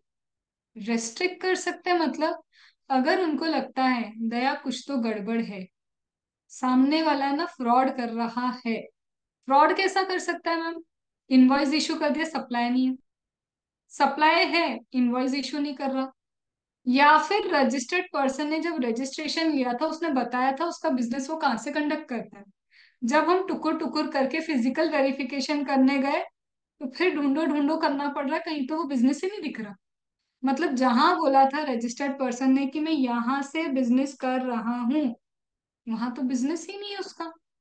या फिर जहां पे रिसिपेंट ने बोला था ये मेरा रजिस्टर्ड एड्रेस है, वहां रिसिपेंट नहीं मिल रहा। मतलब कोई एक पार्टी तो गायब हो गई। या फिर इनवॉइस है तो सप्लाई नहीं, सप्लाई है तो इनवॉइस नहीं। मतलब दया कुछ तो गड़बड़ है। तो अगर इनके पास रीजन टू बिलीव है, क्या है, रीजन टू बिलीव, उनकी आत्मशक्ति, उनका अलग से एक, क्या बोलते हैं, इंट्यूशन ये बोल रहा है कुछ तो गड़बड़ है, तो वो आपका टेम्पररी बेसिस पे 17 सेक्शन 5 जो है वो परमानेंटली ब्लॉक्ड है, उसको कोई जिंदा नहीं कर सकता। बट यहाँ पे रेस्ट्रिक्शन में क्या है, रेस्ट्रिक्शन में वो थोड़े टाइम के लिए उसको कोमा में पहुंचा देते हैं, वापस जिंदा हो जाएगा वो, अगर तुम सही निकले तो। अगर तुम सही नहीं निकले तो हमेशा के लिए वो तुम्हारे लिए रेस्ट्रिक्ट हो जाएगा आईटीसी। तो टेम्पररी वो तुम्हारा आईटीसी रेस्ट्रिक्ट भी कर सकते हैं। और रेस्ट्रिक्शन की कंडीशंस क्या है, कुछ तो गड़बड़ है, वो हम समझेंगे क्या क्या गड़बड़ है, 4-5 ही गड़बड़ होती है इनसे। तो अगर वो गड़बड़ है तो तुम्हारा टेम्पररी बेसिस पे आईटीसी रेस्ट्रिक्ट कर दिया जाएगा, तुम उसे यूज नहीं कर सकते। ये तो कब हुआ, जब उनको लगा कुछ तो गड़बड़ है। दूसरा, फिर से रेस्ट्रिक्ट कर सकते हैं। अब कब रेस्ट्रिक्ट कर सकते हैं, स्पेसिफाइड पर्सन है, इन्होंने कुछ पर्सन स्पेसिफाई करके रखे हैं कि अगर ये स्पेसिफाइड पर्सन है ना, तो फिर इसको 99% तो ये टैक्स पे करने के लिए आईटीसी यूज कर ले, कोई दिक्कत नहीं। लेकिन 1% पेमेंट तो कैश में ही करना पड़ेगा, जबरदस्ती। मतलब है उसके पास आईटीसी, फिर भी क्या बोल रहे हैं, तुम्हारी जितनी भी टैक्स लाइबिलिटी आएगी ना, उसका 1% तो तुम कैश में ही पे करो, हम चाहते हैं। क्यों चाहते हैं, क्योंकि ज्यादा भारी टर्नओवर है इसका, तो हम चाहते हैं इसका कैश फ्लो आता रहना चाहिए हमारे पास, थोड़ा आईटीसी रुका रहे इसका। तो रेस्ट्रिक्शन दो तरह का है। दो तरह का कैसे, प्रॉपर ऑफिसर को लगता है रीजन टू बिलीव, तब भी रिस्ट्रिक्ट करेगा, लेकिन टेम्पररी चेकिंग वेकिंग करेगा, सब कुछ सही निकला तो फ्री कर देगा उसको। दूसरा, कुछ लोगों के लिए कट टू कट बोल के रखा है, देखो अगर तुम उन स्पेसिफाइड पर्सन में आते हो ना, तो इन दैट केस हम तुम्हें आगे रह के क्या बोल रहे हैं, हम तुम्हें आगे रह के ये बोलना चाह रहे हैं कि तुम्हें 99% तो टैक्स पे करना है तो आईटीसी यूज कर लो, कोई दिक्कत नहीं हमें। लेकिन 1% तो कैश में ही पे करना पड़ेगा देवता। 1% तो क्या करना पड़ेगा, कैश पेमेंट ही करना पड़ेगा। सिर्फ गो थ्रू करवा रही हूँ इस सेक्शन को, हम कल इसको थोड़ा सा और ले लेंगे, इसके एनालिसिस अभी नहीं लिए मैंने। कहाँ है भाई मैम ये सेक्शन जो ऐसी ऐसी बातें कर रहा है रेस्ट्रिक्शन वाली। तो ये रहा वो मेरा सेक्शन जो इतनी रेस्ट्रिक्शन की बातें करता है। क्या लिखा है ma'am, restriction on utilisation of ITC. ये क्या बोलता है देखो, अगर मेरे प्रॉपर ऑफिसर को लगा, तो वो कोई तुमको अपॉर्चुनिटी नहीं देगा कि तुम्हारी बात सुने। बिना अपॉर्चुनिटी दिए वो तुम्हारे क्रेडिट को क्या कर देगा, टेम्पररी बेसिस पे रेस्ट्रिक्ट कर देगा। कब करेगा, जब उसको लगता है कि फ्रॉड हो रहा है, दया कुछ तो गड़बड़ है, जब उसको क्या लगता है, दया क्या है, कुछ तो गड़बड़ है। अब वो गड़बड़ क्या है, सप्लायर ने बोला था मैं यहाँ पे रजिस्टर्ड हूँ, सप्लायर वहां मिलता ही नहीं है। सप्लायर ने इनवॉइस तो इशू किया पर सप्लाई नहीं है। इसी तरह से रिसिपेंट ने बोला था मेरा रजिस्टर्ड एड्रेस ये, वो रिसिपेंट वहां नहीं मिलता। रिसिपेंट को चाहिए था डॉक्यूमेंट्री एविडेंस, उसके पास एविडेंस ही नहीं, आईटीसी मांगने आ गया लेकिन एविडेंस नहीं उसके पास। या फिर मेरे सप्लायर ने जीएसटी पे नहीं किया, फिर भी आईटीसी रिसिपेंट लिए जा रहा है।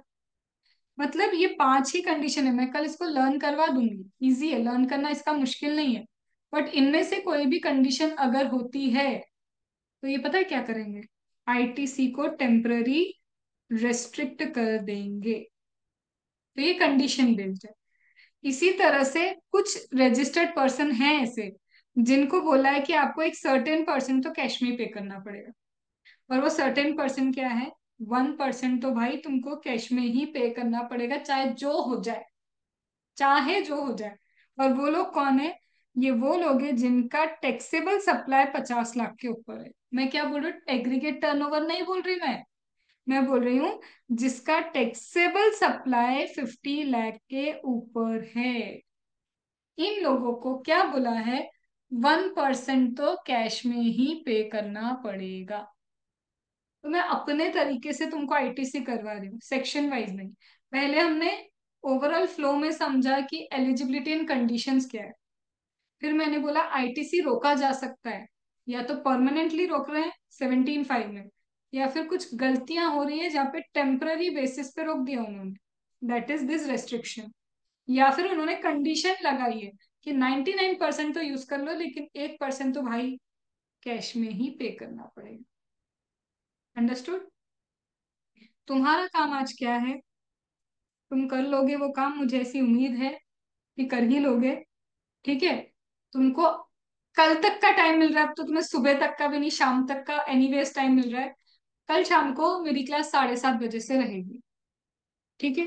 क्योंकि शाम का टाइम है तो मेरे लिए ना, क्योंकि मुझे लगा था आज क्लास हम ओवर कर लेंगे, तुम्हारी शक्लें मुझे अलाउ नहीं करती आगे बढ़ने के लिए। तो रताश थोड़ा सा कल के लिए और एडजस्ट करो, सिर्फ कल के लिए 7:30 से।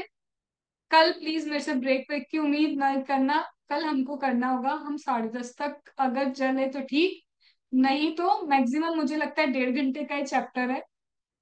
कल हम लोग क्लोज कर देंगे इसको, बट एक्सपेक्ट कि we will have class at 7:30। ठीक है?